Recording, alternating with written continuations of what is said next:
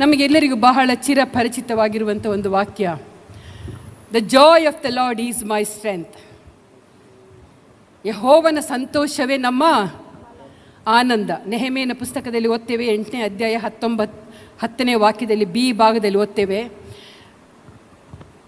The Joy, ದೇವರ ಸಂತೋಷವೇ ನಮ್ಮ ಆಶ್ರಯ. ಎಷ್ಟೋ ಸಲ ಓದಿರ್ತೇವೆ ಈ ವಾಕ್ಯವನ್ನು. ಏನು ದೇವರ ಸಂತೋಷ ನಮ್ಮ ಬಲ ಯಾಕೆ? ದೇವರಿಗೆ ನಾವು ಸಂತೋಷ ಪಡಿಸಬೇಕಾ? ದೇವರ ಸಂತೋಷವಾಗಿದ್ದರೆ ನಮಗೇನು ಸಿಗ್ತದೆ? ನಮಗೆ ಆಶ್ರಯ ಸಿಗ್ತದೆ, ನಮಗೆ ಬಲ ಸಿಗ್ತದೆ, ಹಲ್ಲೆಲೂಯಾ, ಸ್ಟ್ರೆಂತ್ ಸಿಗ್ತದೆ, ಆದರಣೆ ಸಿಗ್ತದೆ. ಅದಕ್ಕಾಗಿ ದೇವರ ವಾಕ್ಯ ನನ್ನ ಕಳೆದ ದಿವಸಗಳಲ್ಲಿ ಮಾತನಾಡಿದಂಥ ಒಂದು ವಾಕ್ಯ ಇದು. ಯೆಹೋವನ ಸಂತೋಷವೇ, ಓದಿ ಸಿಸ್ಟರ್, ಅದು 8ನೇ ಅಧ್ಯಾಯ 10, ನೆಹೆಮೀಯ. ಯೆಹೋವನ ಆನಂದವೇ ನಿಮ್ಮ ಆಶ್ರಯವಾಗಿದೆ. ಸಾಕು. ಯೆಹೋವನ ಆನಂದವೇ, ಯೆಹೋವನ ಸಂತೋಷವೇ, ಯೆಹೋವನ ಉಲ್ಲಾಸವೇ. ಆನಂದ ಅಂದರೆ ಎಲ್ಲ ಸೇರ್ಕೊಳ್ತದೆ ಅದರಲ್ಲಿ, ಸಂತೋಷ, ಉಲ್ಲಾಸ ಎಲ್ಲವೂ ಅದರಲ್ಲಿ ಸೇರ್ಕೊಳ್ತದೆ. ಯೆಹೋವನ ಆನಂದ ನಮ್ಮದೇನಾಗಿದೆ? ಆಶ್ರಯವಾಗಿದೆ ಅಥವಾ ಬಲವಾಗಿದೆ. ಇಂಗ್ಲೀಷಲ್ಲಿ ಸ್ಟ್ರೆಂತ್ ಅಂತ ಇದೆ, ಕನ್ನಡದಲ್ಲಿ ಆಶ್ರಯ ಅಂತಿದೆ. ಹಲ್ಲೆಲೂಯಾ, ದೇವರ ನಾಮಕ್ಕೆ ಸ್ತೋತ್ರವಾಗಲಿ. ಹಾಗಿದ್ದ ಮೇಲೆ ಯೆಹೋವನನ್ನು ನಾವು ಸಂತೋಷ ಪಡಿಸಬೇಕು ಈ ವಾಕ್ಯದ ಪ್ರಕಾರವಾಗಿ, ಹೌದಲ್ವಾ? ಯೆಹೋವನ ಆನಂದವೇ ನಮ್ಮ ಆಶ್ರಯವಾಗಿರುವಾಗ ನಾವೇನು ಮಾಡಿರಬೇಕು? ನಮಗೆ ಆಶ್ರಯ ಬೇಕಾದರೆ ನಾವೇನು ಮಾಡಬೇಕು? ಯೆಹೋವನನ್ನು ಸಂತೋಷಪಡಿಸಬೇಕು, ಹೌದಲ್ವಾ? ಈ ವಾಕ್ಯದ ಅರ್ಥ ಅದೇ ತಾನೇ, ಹೌದಲ್ವಾ? ನಿಜನಾ? ಅದು ಸರಿಯಾ? ಸರಿ ಅನ್ನೋರೆಲ್ಲ ಕೈ ಎತ್ತರಿ. ಯೆಹೋವನನ್ನು ನಾವು ಸಂತೋಷ ಪಡಿಸಿದರೆ ನಮಗೇನಾಗ್ತದೆ? ನಮ್ಮನ್ನು ಆತನು ಆಶ್ರಯ ಸ್ಥಾನವಾಗಿ ಮಾಡ್ಕೊಳ್ತಾನೆ. ಹಾಗಿದ್ದ ಮೇಲೆ ನಾವು ನಮ್ಮ ದೇವರನ್ನು ಹೇಗೆ ಸಂತೋಷ ಪಡಿಸಬೇಕು? ದೇವರ ನಾಮಕ್ಕೆ ಸ್ತೋತ್ರ. ಆತನನ್ನು ಸಂತೋಷಪಡಿಸ್ಬೇಕಂತೆ, ಆಗ ನಮಗೆ ಸ್ಟ್ರೆಂತ್ ಸಿಗ್ತದೆ, ಆತ ನಮಗೆ ಆಶ್ರಯವಾಗಿರ್ತಾನೆ. ಹಾಗಿದ್ದ ಮೇಲೆ, ಹಾಗೆ ಪದೇ ಪದೇ ಯಾಕೆ ಹೇಳ್ತಾ ಇದ್ದೀನಿ? ವಾಕ್ಯ ಅರ್ಥ ಮಾಡಿಕೊಂಡ್ರೆ ಮುಂದಿನ ಎಲ್ಲ ವಾಕ್ಯಗಳು ನಿಮಗೆ ಚೆನ್ನಾಗಿ ಅರ್ಥ ಆಗ್ತದೆ. ಯೆಹೋವನನ್ನು ನಾವು ಸಂತೋಷ ಪಡಿಸಿದರೆ ಮಾತ್ರ ನಮಗೆ ಸ್ಟ್ರೆಂತ್ ಸಿಗ್ತದೆ, ನಮಗೆ ಆನಂದ, ನಮಗೆ ಬಲ, ನಮಗೆ ಆಶ್ರಯ ನಮಗೆ ಸಿಗುವಂಥದ್ದಾಗಿದೆ. ದೇವರ ನಾಮಕ್ಕೆ ಸ್ತೋತ್ರವಾಗಲಿ. ಲೂಕನ ಸುವಾರ್ತೆ 2ನೇ ಅಧ್ಯಾಯ 10ನೇ ವಾಕ್ಯ ನಿಮಗೆಲ್ಲರಿಗೂ ಗೊತ್ತಿದೆ. ಯೇಸು ಸ್ವಾಮಿ ಲೋಕಕ್ಕೆ ಬಂದಾಗ ದೂತರು ಹೇಳಿದಂಥ ಒಂದು ಮಾತಲ್ಲಿ ಬರೆಯಲ್ಪಟ್ಟಿದೆ, ಓದಿ ಸಿಸ್ಟರ್. ಆ ದೂತನು ಅವರಿಗೆ, ಹೆದರಬೇಡಿರಿ, ಕೇಳಿರಿ, ಜನರಿಗೆಲ್ಲ ಮಹಾ ಸಂತೋಷವನ್ನುಂಟು ಮಾಡುವ ಶುಭ ಸಮಾಚಾರವನ್ನು ನಿಮಗೆ ತಿಳಿಸುತ್ತೇನೆ. ಈ ವಚನ ಆ ವಚನಕ್ಕೂ ಬಹಳ ಡಿಫ್ರೆಂಟ್ ಇದೆ. ಇಲ್ಲಿ ಯೇಸುಸ್ವಾಮಿ ಲೋಕಕ್ಕೆ ಬಂದಿದ್ದಾನೆ ಮಾನವರನ್ನು ಸಂತೋಷ ಪಡಿಸುವುದಕ್ಕಾಗಿ. ಆದರೆ ನೆಹೆಮೀಯನ ಪುಸ್ತಕದಲ್ಲಿ ಓದ್ತೇವೆ, ಆತನನ್ನು ನಾವು ಸಂತೋಷ ಪಡಿಸಿದರೆ ಮಾತ್ರ ನಮಗೆ ಬಲ, ನಮಗೆ ಆಶ್ರಯ ಸಿಗುವಂಥದ್ದಾಗಿದೆ. ಇಲ್ಲಿ ಯೇಸುಸ್ವಾಮಿ ಬಂದದ್ದು ನನ್ನನ್ನು ನಿಮ್ಮನ್ನು ಸಂತೋಷ ಪಡಿಸುವುದಕ್ಕಾಗಿ. ದೂತರು ತಾನೇ ಹೇಳ್ತಾರೆ, ಸಂತೋಷವನ್ನುಂಟು ಮಾಡುವಂಥ ಶುಭ ಸಮಾಚಾರ ನಾನು ನಿಮಗೆ ತಿಳಿಸ್ತೇನೆ. ಅದೇನೆಂದರೆ ಯೇಸು ರಕ್ಷಕನಾಗಿ ಲೋಕದಲ್ಲಿ ಹುಟ್ಟಿದ್ದಾನೆ ಎಂಬುದಾಗಿ ಅಲ್ಲಿ ದೂತರು ಸಾಕ್ಷಿ ಹೇಳೋದನ್ನು ನೋಡ್ತೇವೆ. ಹಲ್ಲೆಲೂಯಾ. ಈಗ ಯೇಸುಸ್ವಾಮಿ ಲೋಕಕ್ಕೆ ಬಂದದ್ದು ನನ್ನನ್ನು ನಿನ್ನನ್ನು ಸಂತೋಷಪಡಿಸುವುದಕ್ಕಾಗಿ, ಶುಭ ಸಮಾಚಾರದೊಂದಿಗೆ ಆತನು ಬಂದನು. ಆದರೆ ಇಲ್ಲಿ ವಾಕ್ಯ ಹೇಳ್ತದೆ, ನಾವು ತಂದೆಯಾದ ದೇವರನ್ನು, ನಮ್ಮ ತಂದೆಯಾದ ದೇವರನ್ನು ಸಂತೋಷ ಪಡಿಸುವಾಗ ನಮಗೇನು ಸಿಗ್ತದೆ? ಬಲ ಸಿಗುವಂಥದ್ದಾಗಿದೆ. ವಾಕ್ಯಗಳು ನಮಗೆ ಚೆನ್ನಾಗಿ ಅರ್ಥ ಆಗ್ತಾ ಇದೆ, ನಾವು ಅದನ್ನು ಮುಂದೆ ನೋಡಿಕೊಳ್ಳೋಣ. ಈಗ ಈ ಸಂತೋಷ, ನಾವು ದೇವರನ್ನು ಸಂತೋಷ ಪಡಿಸುವುದು ಹೇಗೆ ಎಂಬಂಥ ವಾಕ್ಯದ ಕುರಿತು, ಆ ಮಾತಿನ ಕುರಿತು ನಾನು ಕೆಲವು ವಾಕ್ಯಗಳನ್ನು ಓದಲಿಕ್ಕಿದ್ದೇನೆ. ಈಗ ಕೀರ್ತನೆಗಳಲ್ಲಿ 51ನೇ ಅಧ್ಯಾಯ 6ನೇ ವಾಕ್ಯ, ಇಲ್ಲಿ ಒಂದು ವಿಶೇಷ ವಾಕ್ಯ ಬರೆಯಲ್ಪಟ್ಟಿದೆ, ಯಥಾರ್ಥ ಚಿತ್ತವೇ ನಿನಗೆ ಸಂತೋಷ. ಈಗ the joy of the lord is my strength. ಯೆಹೋವನ ಆನಂದವನ್ನು ನಾವು ಪಡಿಸಬೇಕಾದ್ರೆ ಈ ವಾಕ್ಯ ನಮ್ಮನ್ನು ಇವತ್ತು ಎಚ್ಚರಿಸ್ತಾ ಇದೆ. ಏನಂತೆ? ಯಥಾರ್ಥ ಚಿತ್ತವೇ ನಿನಗೆ ನಾವು ದೇವರನ್ನು ಸಂತೋಷಪಡಿಸಬೇಕಾದ್ರೆ ಯಥಾರ್ಥವಾದ ಮನಸ್ಸು, ಯಥಾರ್ಥವಾದ ಕಾರ್ಯಗಳು, ಯಥಾರ್ಥವಾಗಿರುವಂಥ ಪ್ರತಿಯೊಂದೊಂದು ಯೋಚನೆಗಳು ಆಗಿರಬೇಕು ಎಂಬುದಾಗಿ ಈ ವಾಕ್ಯ ನಮ್ಮನ್ನು ಎಚ್ಚರಿಸ್ತಾ ಇದೆ. ಯಥಾರ್ಥ ಚಿತ್ತವೇ ಆತನಿಗೆ ಸಂತೋಷ. ನಾವು ಆತನ ಸಂತೋಷಪಡಿಸಬೇಕಾದ್ರೆ ನಮ್ಮ ಜೀವಿತ ಹೇಗಿರಬೇಕು? ಯಥಾರ್ಥವಾಗಿರಬೇಕು. ಹಲ್ಲೆಲೂಯಾ. ಹೇಗಿರಬೇಕು? ಯಥಾರ್ಥವಾಗಿರಬೇಕು. ಯಥಾರ್ಥ ಚಿತ್ತವೇ ನಿನಗೆ ಸಂತೋಷ, ಸುಜ್ಞಾನದ ರಹಸ್ಯಗಳನ್ನು ನನಗೆ ತಿಳಿಯಪಡಿಸು. ಹಲ್ಲೆಲೂಯಾ. ಇಲ್ಲಿ ಕೀರ್ತನೆಗಾರನು ಬಹಳ ಸ್ಪಷ್ಟವಾಗಿ ಹೇಳ್ತಾ ಇದ್ದಾನೆ, ದೇವರನ್ನು ಸಂತೋಷಪಡಿಸಬೇಕಾದರೆ ಇರುವಂಥದ್ದು ಒಂದೇ, ಮನುಷ್ಯ ಮಾತ್ರದವರ ಆದ ನಾವು ನಮ್ಮ ಜೀವಿತ ಕಾಲದಲ್ಲಿ ಯಥಾರ್ಥವಾಗಿ ಜೀವಿಸಬೇಕು. ಹಾಗಿದ ಮೇಲೆ ಯಥಾರ್ಥವಾಗಿ ಜೀವಿಸಿದಂಥ ಒಬ್ಬ ವ್ಯಕ್ತಿಯ ಕುರಿತಾಗಿ ಸತ್ಯವೇದದಲ್ಲಿ ಓದ್ತೇವೆ ನಾವು. ಯೋಬನ ಪುಸ್ತಕ 1ನೇ ಅಧ್ಯಾಯ 8ನೇ ವಾಕ್ಯ ಹೀಗೆ ಹೇಳ್ತದೆ, ಅವನು ದೇವರಲ್ಲಿ ಭಯಭಕ್ತಿ ಉಳ್ಳವನಾಗಿ ಕೆಟ್ಟದ್ದನ್ನು ನಿರಾಕರಿಸುತ್ತಾ ನಿರ್ದೋಷಿಯು ಯಥಾರ್ಥ ಚಿತ್ತನೂ ಆಗಿದ್ದಾನೆ. ದೇವರು ತಾನೇ ಸಾಕ್ಷಿ ಕೊಡ್ತಾ ಇದ್ದಾನೆ. ಏನಂತ? ಅವನೇನಾಗಿದ್ದಾನೆ? ದೇವರಲ್ಲಿ ಭಯಭಕ್ತಿ ಉಳ್ಳವನಾಗಿ ಕೆಟ್ಟದ್ದನ್ನು ನಿರಾಕರಿಸುತ್ತಾ ನಿರ್ದೋಷಿಯು ಯಥಾರ್ಥ ಚಿತ್ತನೂ ಆಗಿದ್ದಾನೆ. ದೇವರನ್ನು ಸಂತೋಷ ಪಡಿಸ್ತಾ ಇದ್ದಂಥ ಒಬ್ಬ ವ್ಯಕ್ತಿ. ಹಲ್ಲೆಲೂಯಾ. ದೇವರನ್ನು ಸಂತೋಷ ಪಡಿಸುತ್ತಿದ್ದಂಥ ಒಬ್ಬ ವ್ಯಕ್ತಿ ಯೋಬನಾಗಿದ್ದನು. ಅದಕ್ಕಾಗಿ ದೇವರಲ್ಲಿ ಸಾಕ್ಷಿ ಹೇಳ್ತಾ ಇದ್ದಾನೆ. ನೀನು ಸೈತಾನಿಗೆ ಹೇಳ್ತಾನೆ, ನೀನು ಯೋಬನ ಮೇಲೆ ಗಮನವಿಟ್ಟಿದ್ದೀಯಾ? ಅವನು ಯಾರು? ಅವನು ಯಥಾರ್ಥ ಚಿತ್ತನು. ಹಲ್ಲೆಲೂಯಾ. ಅವನು ಯಾರು? ಅವನು ನಿರ್ದೋಷಿಯು, ಅವನು ಕೆಟ್ಟದ್ದನ್ನು ನಿರಾಕರಿಸುವವನು, ಅವನು ಯಥಾರ್ಥ ಚಿತ್ತನೆಂಬುದಾಗಿ ಸೈತಾನನಿಗೆ ಯೋಬನ ಕುರಿತಾಗಿ ಸಾಕ್ಷಿ ಹೇಳ್ತಾ ಇದ್ದಾನೆ. ಹಲ್ಲೆಲೂಯಾ. ಯಥಾರ್ಥ ಹೃದಯ, ಯಥಾರ್ಥವಾದ ಕಾರ್ಯಗಳು, ದೇವರು ಅದರಲ್ಲಿ ಸಂತೋಷ ಪಡುವನಾಗಿದ್ದಾನೆ. ನಾವು ದೇವರನ್ನು ಸಂತೋಷ ಪಡಿಸುವಾಗ ನಮಗೆ ಬಲ ಸಿಗ್ತದೆ. ದೇವರು ನಮ್ಮನ್ನು ಆಶ್ರಯ ಸ್ಥಾನವಾಗಿ ನಾವು ಮಾಡಿಕೊಳ್ಳಿಕ್ಕೆ ಸಾಧ್ಯವಾಗ್ತದೆ. ಹಲ್ಲೆಲೂಯಾ. ದೇವರ ನಾಮಕ್ಕೆ ಸ್ತೋತ್ರವಾಗಲಿ. ಇಲ್ಲಿ ಜ್ಞಾನೋಕ್ತಿಗಳ ಪುಸ್ತಕ 12ನೇ ಅಧ್ಯಾಯ 9ನೇ ವಾಕ್ಯ ಹೀಗೆ ಹೇಳ್ತದೆ, ಈ ಯಥಾರ್ಥ ಹೃದಯದಲ್ಲಿ ಏನೇನಿದೆ? ಮೊದಲನೇದಾಗಿ ಯಥಾರ್ಥ ಹೃದಯ. ಯಥಾರ್ಥ ಅಂದರೆ ಅದರ ಅರ್ಥ ಏನು ಗೊತ್ತುಂಟ? ನಿಷ್ಕಪಟತ್ವ. ಅಲ್ಲಿ ಕಪಟ ಇಲ್ಲದೇ ಇರುವಂಥ ಹೃದಯ, ಒಳಗೊಂದು ಹೊರಗೊಂದು ಮಾಡುವಂಥ ಹೃದಯ ಅಲ್ಲ, ಯಥಾರ್ಥವಾದ ಹೃದಯ. ಮಾತ್ರವಲ್ಲ, ಅಲ್ಲಿ ನಾವು ಯೋಗ್ಯರಾಗಿ ನಡೆದುಕೊಳ್ಳಬೇಕಾಗಿರುವಂಥ ಹೃದಯ. ಮಾತ್ರವಲ್ಲ, ಅಲ್ಲಿ ಸತ್ಯವಾದದ್ದು ಮಾತ್ರ ಇರುವಂಥದ್ದು, ಸುಳ್ಳಾದದಲ್ಲಿ ಇರುವುದಿಲ್ಲ. ಮಾತ್ರವಲ್ಲ, ಅದೇನಾಗಿದೆ? ದಿಟ್ಟವಾದಂಥ ಆನ್ಸರ್ ಕೊಡುವಂಥದ್ದು, ದಿಟ್ಟತನ ತೋರಿಸುವಂಥದ್ದು. ಅಂದರೆ ಅದರಲ್ಲಿ ಯಾವ ಮೋಸದ ಕೃತ್ಯಗಳು, ಯಾವ ಸುಳ್ಳುಗಳು, ಯಾವ ಅನ್ಯಾಯಗಳು ಇಲ್ಲದೇ ಇರುವಂಥ ಹೃದಯಕ್ಕೆ ನಾವೇನು ಹೇಳ್ತೇವೆ? ಯಥಾರ್ಥವಾದ ಹೃದಯ. ಅದನ್ನೇ ಯೋಬನ ವಿಷಯವಾಗಿ ದೇವರು ಸಾಕ್ಷಿ ಕೊಟ್ಟಿದ್ದಾನೆ. ಅವನಲ್ಲಿ ಏನು ಹೇಳ್ತಾ ಇದ್ದಾನೆ? ಅವನು ನಿರ್ದೋಷಿಯಾಗಿದ್ದಾನೆ, ಕೆಟ್ಟದನ್ನು ನಿರಾಕರಿಸುತ್ತಾ ಬಂದಿದ್ದಾನೆ. ಹಲ್ಲೆಲೂಯಾ. ಕೆಟ್ಟದನ್ನು ನಿರಾಕರಿಸುತ್ತಾ ನಿರ್ದೋಷಿಯಾಗಿಯೂ ಮಾತ್ರವಲ್ಲ, ಯಥಾರ್ಥ ಚಿತ್ತನೂ ಆಗಿದ್ದಾನೆಂಬುದಾಗಿ ಅಲ್ಲಿ ವಾಕ್ಯ ಹೇಳ್ತದೆ. ಹಲ್ಲೆಲೂಯಾ. ಈ ಯಥಾರ್ಥ ಹೃದಯದಲ್ಲಿ ಮಾತ್ರ ದೇವರು ಸಂತೋಷ ಪಡುವನಾಗಿದ್ದಾನೆ. ಕೀರ್ತನೆಗಾರನು ಹೇಳಿದ ಪ್ರಕಾರವಾಗಿ, ಯಥಾರ್ಥ ಚಿತ್ತವೇ ನನಗೆ ಸಂತೋಷ. ಹಲ್ಲೆಲೂಯಾ. ನಾನು ಹೇಳಿದ ಅರ್ಥ ಆಗ್ತಾ ಇದೆ ಅನಿಸುತ್ತೆ. ಯಥಾರ್ಥ ಚಿತ್ತವೇ ಆತನಿಗೆ ಏನಾಗಿದೆ? ಇಷ್ಟವಾಗಿದೆ. ಹಲ್ಲೆಲೂಯಾ. ಯೋಬನ ಹಾಗೆ ದೇವರು ನಮ್ಮ ವಿಷಯದಲ್ಲಿ ಕೂಡ ಸಾಕ್ಷಿ ಹೇಳಬೇಕಾಗಿದೆ. ದೇವರ ನಾಮಕ್ಕೆ ಸ್ತೋತ್ರವಾಗಲಿ. ಮಾತ್ರವಲ್ಲ, ಪೌಲನು 2ನೇ ಕೊರಿಂಥ ಪತ್ರಿಕೆಯಲ್ಲಿ ಆತನು ಹೇಳ್ತಾನೆ, 12ನೇ ಅಧ್ಯಾಯ 6ನೇ ವಾಕ್ಯದಲ್ಲಿ ಓದಿ ಸಿಸ್ಟರ್. 12ನೇ ಅಧ್ಯಾಯ 6ನೇ ವಾಕ್ಯ.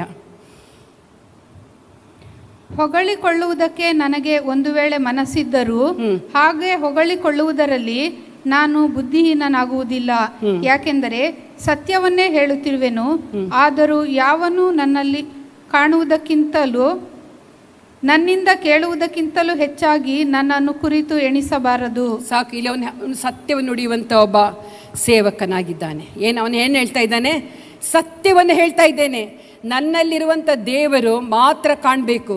ನನ್ನಲ್ಲಿರುವಂಥದ್ದು ಯಾವುದು ಬೇಡವಾದದ್ದು ಕಾಣಬಾರದು. ಯಥಾರ್ಥ ಹೃದಯವುಳ್ಳವನಾಗಿ ನಾನು ಜೀವಿಸಬೇಕು. ನಾನು ಸತ್ಯವನ್ನೇ ಹೇಳ್ತಾ ಇದ್ದೇನೆ ಎಂಬುದಾಗಿ ಆತನು ಹೇಳುವಂತ ನಾವು ನೋಡ್ತೇವೆ ಪ್ರಿಯರೇ. ಹೌದು, ದೇವರು ಮೆಚ್ಚುವಂಥದ್ದು ಯಥಾರ್ಥವಾದ ಹೃದಯ. ಸುಳ್ಳು, ಕಪಟ, ಮೋಸ, ವಂಚನೆ, ಬೇಡವಾದ ಕಾರ್ಯಗಳು ಯಾವುದೇ ಇಲ್ಲದೇ ಇರುವಂಥ ಯಥಾರ್ಥವಾದ ಹೃದಯವನ್ನು ದೇವರು ಅಪೇಕ್ಷೆ ಪಡುವನಾಗಿದ್ದಾನೆ. ಆ ಹೃದಯದಲ್ಲಿ ಮಾತ್ರ ಆತನು ಸಂತೋಷ ಪಡುವನಾಗಿದ್ದಾನೆ. ಆ ಸಂತೋಷ ದೇವರು ಪಟ್ಟರೆ ಮಾತ್ರ ನಮಗೆ ದೇವರು ಬಲವಾಗಿರ್ತಾನೆ, ಆಶ್ರಯವಾಗಿರ್ತಾನೆ. ಹಲ್ಲೆಲೂಯಾ, ದೇವರ ನಾಮಕ್ಕೆ ಸ್ತೋತ್ರವಾಗಲಿ. ಇಲ್ಲಿ ಎಫೆಸ ಪತ್ರಿಕೆ 4ನೇ ಅಧ್ಯಾಯ 25ನೇ ವಾಕ್ಯದಲ್ಲಿ ಹೀಗೆ ಓದ್ತೇವೆ, ಸುಳ್ಳಾಡುವುದನ್ನು ಬಿಟ್ಟು ಸತ್ಯವನ್ನೇ ಆಡಲಿ. ಸುಳ್ಳಾಡುವುದನ್ನು ಬಿಟ್ಟು ಸತ್ಯವನ್ನೇ ಆಡಲಿ. ಎಲ್ಲ ವಿಷಯಗಳಲ್ಲಿಯೂ ಎಲ್ಲ ಕಾರ್ಯಗಳಲ್ಲಿಯೂ ಸುಳ್ಳನ್ನು ಹಿಂಬಾಲಿಸದೇ ಇರಬೇಕೆಂಬುದಾಗಿ ದೇವರ ವಾಕ್ಯ ಹೇಳ್ತದೆ. ಮನುಷ್ಯ ಮಾತ್ರದವರು ಕುಳಿತರು ನಿಂತರು ಸುಳ್ಳು ಹೇಳುವವರಾಗಿದ್ದಾರೆ. ಒಬ್ಬರು ಮಾಡಿದಂಥ ತಪ್ಪುಗಳು ಮುಚ್ಚಿಕೊಳ್ಳೋದಕ್ಕಾಗಿ ಒಂದು ಸುಳ್ಳು ಹೇಳ್ತಾರೆ, ಅದಕ್ಕೆ ಇನ್ನೊಂದು ಸುಳ್ಳು ಹೇಳ್ತಾರೆ, ಅದಕ್ಕೆ ಇನ್ನೊಂದು ಸುಳ್ಳು ಕೂಡ ಹೇಳ್ತಾ ಹೋಗ್ತಾರೆ. ಸುಳ್ಳಿನ ಸರಮಾಲೆಯನ್ನೇ ಹೇಳುವಂಥ ಜನರು ಲೋಕದಲ್ಲಿದ್ದಾರೆ. ಆದರೆ ಇಲ್ಲಿ ವಾಕ್ಯ ಹೇಳ್ತದೆ, ಆತನು ಹೇಳ್ತಾ ಇದ್ದಾನೆ ಇಲ್ಲಿ, ಸುಳ್ಳಾಡುವುದನ್ನು ಬಿಟ್ಟು ಬಿಟ್ಟು ಸತ್ಯವನ್ನೇ ಆಡಿರಿ. ಅದು ದೇವರು ಮೆಚ್ಚುವಂಥದ್ದಾಗಿದೆ. ಈ ಸತ್ಯ ಹೇಳುವಂಥದ್ದು, ಸುಳ್ಳಾಡುವುದನ್ನು ಬಿಟ್ಟು ಸತ್ಯ ಹೇಳುವಂಥದ್ದೇ ಯಥಾರ್ಥ ಹೃದಯ. ಹಲ್ಲೆಲೂಯಾ, ದೇವರ ನಾಮಕ್ಕೆ ಸ್ತೋತ್ರವಾಗಲಿ. ಮಾತ್ರವಲ್ಲ, ಇಲ್ಲಿ ನಾನು 1 ತಿಮೋತಿ 4ನೇ ಅಧ್ಯಾಯ 12ನೇ ವಾಕ್ಯದಲ್ಲಿ ಓದ್ತೇವೆ. ಯೌವನಸ್ಥನಿಗೆ ವಿಶೇಷವಾಗಿ ಇಲ್ಲಿ ಹೇಳುವಂಥ ಒಂದು ಮಾತು ಇಲ್ಲಿ ಬರೆಯಲ್ಪಟ್ಟಿದೆ. ಓದಿ ಸಿಸ್ಟರ್, 1 ತಿಮೋತಿ 4ನೇ ಅಧ್ಯಾಯ 12ನೇ ವಾಕ್ಯ, ಯೌವನಸ್ಥರಿಗಾಗಿ ಬರೆಯಲ್ಪಟ್ಟಿರುವಂಥ ಒಂದು ವಾಕ್ಯ. ಯೌವನಸ್ಥನೆಂದು ನಿನ್ನನ್ನು ಅಸಡ್ಡೆ ಮಾಡುವುದಕ್ಕೆ ಯಾರಿಗೂ ಅವಕಾಶ ಕೊಡದೆ ನಂಬುವವರಿಗೆ ನಡೆ, ನುಡಿ, ಪ್ರೀತಿ, ನಂಬಿಕೆ, ಶುದ್ಧತ್ವ ಇವುಗಳ ವಿಷಯದಲ್ಲಿ ನೀನೇ ಮಾದರಿಯಾಗಿರು. ಮುಂದೆ, ನಾನು ಬರುವ ತನಕ ವೇದ ಪಾರಾಯಣವನ್ನು, ಪ್ರಸಂಗವನ್ನು, ಉಪದೇಶವನ್ನು ಮಾಡುವುದರಲ್ಲಿ ಆಸಕ್ತನಾಗಿರು. ಸಾಕು. ಇಲ್ಲಿ ಪ್ರತಿಯೊಬ್ಬ ಯೌವನಸ್ಥೆಗೆ ಹೇಳುವಂಥ ಒಂದು ಮಾತೇನೆಂದರೆ, ಯೌವನಸ್ಥನೇ ನೀನು ಮಾದರಿಯಾಗಿರು. ಯಾರಿಗೆ? ಯೌವನ ಪ್ರಾಯದಲ್ಲಿರುವಂಥ, ನಿನ್ನ ಹಾಗೆ ಇರುವಂಥ, ನಿನ್ನ ಜೊತೆಯಲ್ಲಿರುವಂಥವರಿಗೆ ನೀನು ಏನಾಗಿರಬೇಕು? ಮಾದರಿಯಾಗಿರು. ಹಲ್ಲೆಲೂಯಾ. ಯಾವುದರಲ್ಲಿ ಮಾದರಿ ಆಗಿರಬೇಕು? ಸುವಾರ್ತೆಯನ್ನು ಸಾರುವುದರಲ್ಲಿ, ಆತನ ಕಾರ್ಯಗಳನ್ನು ಮಾಡುವುದರಲ್ಲಿ ನಾವೇನಾಗಿರಬೇಕು? ಮಾದರಿಯಾಗಿರಬೇಕೆಂಬುದಾಗಿ ದೇವರ ವಾಕ್ಯ ನಮ್ಮನ್ನು ಎಚ್ಚರಿಸ್ತದೆ. ಅದೇ ತಿಮೋತಿ ಪತ್ರಿಕೆ 1ನೇ ತಿಮೋತಿ 2ನೇ ಅಧ್ಯಾಯ 2ನೇ ವಾಕ್ಯ ಓದಿ. ನಮಗೆ ಸುಖ ಸಮಾಧಾನಗಳು ಉಂಟಾಗಿ ನಾವು ಪೂರ್ಣ ಭಕ್ತಿಯಿಂದಲೂ ಗೌರವದಿಂದಲೂ ಕಾಲಕ್ಷೇಪ ಮಾಡುವಂತೆ ಅರಸುಗಳಿಗಾಗೂ ಎಲ್ಲ. ಇದೊಂದು ಯಥಾರ್ಥವಾದ ಹೃದಯ. ನಾವು ಏನು ಮಾಡಬೇಕಂದ್ರೆ, ಎಲ್ಲ ಮನುಷ್ಯರಿಗೋಸ್ಕರ ನಾವೇನು ಮಾಡಬೇಕು? ಪ್ರಾರ್ಥನೆ ಮಾಡಬೇಕು. ಇದು ಕೂಡ ಯಥಾರ್ಥವಾದ. ಕೆಲವರು ಒಬ್ರಿಗೋಸ್ಕರ ಮಾಡ್ತಾರೆ, ಇನ್ನೊಬ್ರಿಗೋಸ್ಕರ ಮಾಡೋದಿಲ್ಲ. ಯಾರ ಮೇಲೆ ಹೆಚ್ಚು ಪ್ರೀತಿ ಇರ್ತದೆ ಅವರಿಗೋಸ್ಕರ ಮಾತ್ರ ಪ್ರಾರ್ಥನೆ ಮಾಡ್ತಾರೆ. ಯಾರು ದ್ವೇಷದಲ್ಲಿರ್ತಾರೆ ಅಂಥವರಿಗೋಸ್ಕರ ಪ್ರಾರ್ಥನೆ ಮಾಡೋದಿಲ್ಲ. ಇದೆಷ್ಟೋ ಕ್ರೈಸ್ತ ವಿಶ್ವಾಸಿಗಳ ಜೀವನದಲ್ಲಿದೆ ಪ್ರಿಯರೇ. ಆದರೆ ಇಲ್ಲಿ ಹೇಳ್ತಾ ಇದೆ, ನಿನಗೆ ವೈರಿಗಳಾಗಿದ್ದರೂ ಪರವಾಗಿಲ್ಲ, ವೈರಿಗಳಿಗೋಸ್ಕರ ನೀನು ಪ್ರಾರ್ಥಿಸೆಂಬುದಾಗಿ ದೇವರ ವಾಕ್ಯ ಹೇಳುವಂಥದ್ದಾಗಿದೆ. ಎಲ್ಲ ಮನುಷ್ಯರಿಗೋಸ್ಕರ ನಾವು ಪ್ರಾರ್ಥಿಸಬೇಕು. ಇದು ಯಥಾರ್ಥವಾದ ಹೃದಯವನ್ನು ತೋರಿಸುವಂಥದ್ದಾಗಿದೆ. ಹಲ್ಲೆಲೂಯಾ. ಎಲ್ಲ ಮನುಷ್ಯರಿಗೋಸ್ಕರ, ನಿನ್ನನ್ನು ಅಸಡ್ಡೆ ಮಾಡುವವರು, ನಿನ್ನ ತಿರಸ್ಕರಿಸುವವರು, ನಿನಗೆ ದ್ರೋಹ ಮಾಡುವವರು, ನಿಮ್ಮನ್ನು ಮನೆಯಿಂದ ಹೊರಗೆ ಹಾಕಿದ್ದಾರಾ, ನಿಮಗೆ ಊಟ ಕೊಡುವುದಿಲ್ವಾ, ನಿಮಗೆ ಬಟ್ಟೆಗಳು ಕೊಡುವುದಿಲ್ವಾ, ನಿಮ್ಮನ್ನು ದ್ವೇಷಿಸ್ತಾ ಇದ್ದಾರಾ, ನಿಮಗೆ ಬೈತಾ ಇದ್ದಾರಾ, ನಿಮ್ಮನ್ನು ನಿಂದಿಸ್ತಾ ಇದ್ದಾರಾ, ಅವರಿಗೋಸ್ಕರ ಪ್ರಾರ್ಥನೆ ಮಾಡಿರಿ. ಹಲ್ಲೆಲೂಯಾ. ಆಗ ದೇವರು ಸಂತೋಷ ಪಡುವನಾಗಿದ್ದಾನೆ. ಇದು ಯಥಾರ್ಥವಾದ ಹೃದಯ. ಹಲ್ಲೆಲೂಯಾ. ಪ್ರಾರ್ಥನೆ ಬಹಳ ಪ್ರಾಮುಖ್ಯವಾದದ್ದು. ದೇವರ ನಾಮಕ್ಕೆ ಸ್ತೋತ್ರವಾಗಲಿ. ಇಬ್ರಿಯ ಪತ್ರಿಕೆಯಲ್ಲಿ ನಾವು 13ನೇ ಅಧ್ಯಾಯ 18ನೇ ವಾಕ್ಯ ಹೀಗೆ ಹೇಳ್ತದೆ, ನಾವು ಸಜ್ಜನರಾಗಿ ನಡ್ಕೊಳ್ಬೇಕಂತೆ. ಓದಿ ಸಿಸ್ಟರ್. ನಮಗೋಸ್ಕರ ಪ್ರಾರ್ಥಿಸಿರಿ, ನಾವು ಎಲ್ಲ ವಿಷಯಗಳಲ್ಲಿ ಸಜ್ಜನರಾಗಿ ನಡೆದುಕೊಳ್ಳಬೇಕೆಂದು ಅಪೇಕ್ಷಿಸುವವರಾಗಿದ್ದು ನಮ್ಮ ಮನಸ್ಸಿನಿಂದ ಒಳ್ಳೆ ಸಾಕ್ಷಿ ಹೊಂದಿದ್ದೇವೆಂದು ನಿಶ್ಚಯಿಸಿಕೊಂಡಿದ್ದೇವೆ. ಒಳ್ಳೆಯ ಸಾಕ್ಷಿ ಹೊಂದಬೇಕು ಪ್ರಿಯರೇ. ಗುಡ್ ಹಾರ್ಟ್ ಬೇಕು, ಒಳ್ಳೆಯ ಹೃದಯ, ಒಳ್ಳೆಯ ಮನಸ್ಸಾಕ್ಷಿ. ಇದು ದೇವರು ಮೆಚ್ಚುವಂಥದ್ದಾಗಿದೆ. ಇದು ಒಂದು ಯಥಾರ್ಥವಾದ ಹೃದಯ. ಇಲ್ಲಿ ಓದ್ತೇವೆ, ಸಜ್ಜನರಾಗಿ ನಡೆದುಕೊಳ್ಳಬೇಕು. ಸಜ್ಜನರಂದರೆ ಗುಡ್ ಹಾರ್ಟ್, ಒಳ್ಳೆಯ ಹೃದಯ ಇರುವವರು. ಹಲ್ಲೆಲೂಯಾ. ಆ ಹೃದಯದಲ್ಲಿ ಏನಿರಬಾರ್ದು? ಒಂದು ಮಾನವನ ಹೃದಯ ಅಂತ ಒಂದು ಬುಕ್ ಇದೆ. ಅದರಲ್ಲಿ ಎಲ್ಲ ಪ್ರಾಣಿಗಳಲ್ಲಿರುವಂಥ ಎಲ್ಲ ಗುಣಲಕ್ಷಣಗಳು ನಮ್ಮ ಮನುಷ್ಯನ ಹೃದಯದಲ್ಲಿರುವಂಥದ್ದನ್ನು ಅದು ಕೊಡುವಂಥ ಒಂದು ಬುಕ್ ಇದೆ. ಹಂದಿಯಲ್ಲಿರುವಂಥ ಗುಣಲಕ್ಷಣ, ಚಿರತೆಯಲ್ಲಿರುವಂಥದ್ದು, ಹಾವಿನಲ್ಲಿರುವಂಥದ್ದು, ಏನೇನು ಗುಣಗಳಿದೆಯೋ ಅದೆಲ್ಲ ಗುಣಗಳು ಮಾನವನಲ್ಲಿದೆ ಎಂಬುದಾಗಿ ಆ ಪುಸ್ತಕ ನಮಗೆ ಅದು ಬಹಳ ಒಳ್ಳೆಯ ಪುಸ್ತಕ. ಸಿಕ್ಕರೆ ಅದನ್ನು ಓದಿರಿ. ಅದು ಓದುವಾಗ ನಮ್ಮ ಗುಣನಡತೆಗಳು ಹೇಗಿದೆ, ಪ್ರಾಣಿಗಳಿಗಿಂತಲೂ ಕಡೆಯಾಗಿರ್ತದೆ. ಹಾಲೆಲೂಯ. ಪ್ರಾಣಿಗಳಿಗಿಂತಲೂ ಇರುವಂಥ ಹೃದಯವಾಗಿರ್ತದೆ. ಅದರಲ್ಲಿ ದೇವರ ವಾಕ್ಯ ಹೇಳ್ತದೆ ಏನಂದರೆ, ಯಥಾರ್ಥ ಹೃದಯವೇ ಆತನಿಗೆ ಸಂತೋಷ. ನಾವು ಯಥಾರ್ಥ ಹೃದಯದಿಂದ, ಕಪಟ ಇಲ್ಲದವರಾಗಿ, ನಾವು ಸಜ್ಜನರಾಗಿ, ನಾವು ಸತ್ಯವನ್ನೇ ಹೇಳುತ್ತಾ ಸುಳ್ಳನ್ನು ಬಿಟ್ಟು, ಕೆಟ್ಟದನ್ನು ಬಿಟ್ಟು, ನಿರ್ದೋಷಿಗಳಾಗಿ ಯಥಾರ್ಥ ಹೃದಯದಿಂದ ಜೀವಿಸಬೇಕು. ಆಗ ಕರ್ತನು ನನ್ನಲ್ಲಿ ಸಂತೋಷ ಪಡೋನಾಗಿದ್ದಾನೆ, ಕರ್ತನು ನಿಮ್ಮಲ್ಲಿ ಸಂತೋಷ ಪಡೋನಾಗಿದ್ದಾನೆ. ಆ ಸಂತೋಷವೇ ಏನಾಗಿದೆ, ನಮಗೆ ಬಲವಾಗಿದೆ. ಹಲ್ಲೆಲೂಯಾ.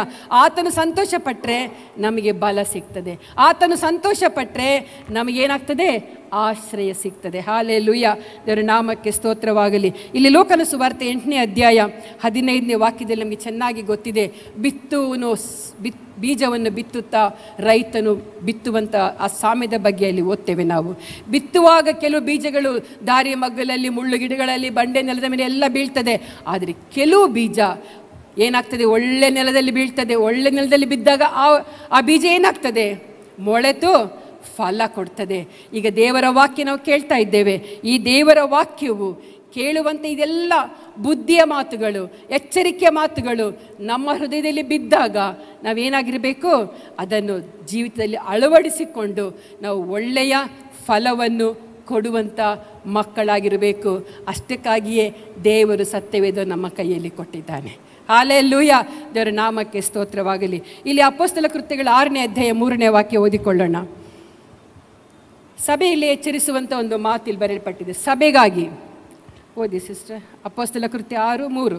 ಆದುದರಿಂದ ಸಹೋದರರೇ, ಸಂಭಾವಿತರು, ಪವಿತ್ರಾತ್ಮ ಪ್ರೇರಿತರು, ಜ್ಞಾನ ಸಂಪನ್ನರೂ ಆಗಿರುವ 7 ಮಂದಿಯನ್ನು ನಿಮ್ಮೊಳಗಿಂದ ನೋಡಿ ಆರಿಸಿಕೊಳ್ಳಿರಿ. ಅವರನ್ನು ಈ ಕೆಲಸದ ಮೇಲೆ ನೇಮಿಸುವೆವು. ಯಾವ ಕೆಲಸ ಅಂತ ಅಲ್ಲಿ ಕೆಲಸಗಳ ಬಗ್ಗೆ ಬರೆಯಲ್ಪಟ್ಟಿದೆ, ಮನೆಯಲ್ಲಿ ಓದಿರಿ, ಚೆನ್ನಾಗಿದೆ. ಇಲ್ಲಿ ಸಭೆಯನ್ನು ಉದ್ದೇಶಿಸಿ ಬರೆಯುವಂಥ ಒಂದು ವಾಕ್ಯ ಇದಾಗಿದೆ. ಏನಂದರೆ, ಆರಿಸ್ತಾ ಇದ್ದಾರೆ ಸಭೆಯ ಕೆಲಸಕ್ಕೋಸ್ಕರ. ಈಗ ಸಭೆಯಲ್ಲಿ ಕೂಡ ಹಿರಿಯರು ಇದ್ದಾರೆ, ಅನೇಕ ಕಾರ್ಯಗಳು ಅವರಿಗೆ ಕೊಡಲ್ಪಟ್ಟಿರ್ತದೆ. ಪ್ರಾರ್ಥನೆ ಮಾಡುವಂಥ ಒಂದು ಗುಂಪುಗಳಿರ್ತದೆ, ಕೆಲವ್ರನ್ನ ಆಧರಿಸುವಂಥ ಗುಂಪುಗಳಿರ್ತದೆ, ಅನೇಕ ವಿಧವಾದಂಥ ಕಾರ್ಯಗಳು ಸಭೆಯಲ್ಲಿ ಜನರಿಗೆ ಕೊಟ್ಟಿರ್ತದೆ.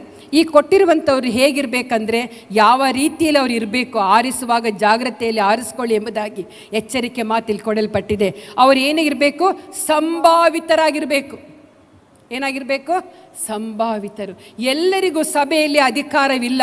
ಎಲ್ಲರೂ ಕೂಡ ಸಭೆಯಲ್ಲಿ ದೇವರ ಕಾರ್ಯವನ್ನು ಮಾಡೋದಕ್ಕಾಗಿ ಎಲ್ಲರಿಗೂ ಕರೆಯುವಿಕೆ ಇರುವುದಿಲ್ಲ.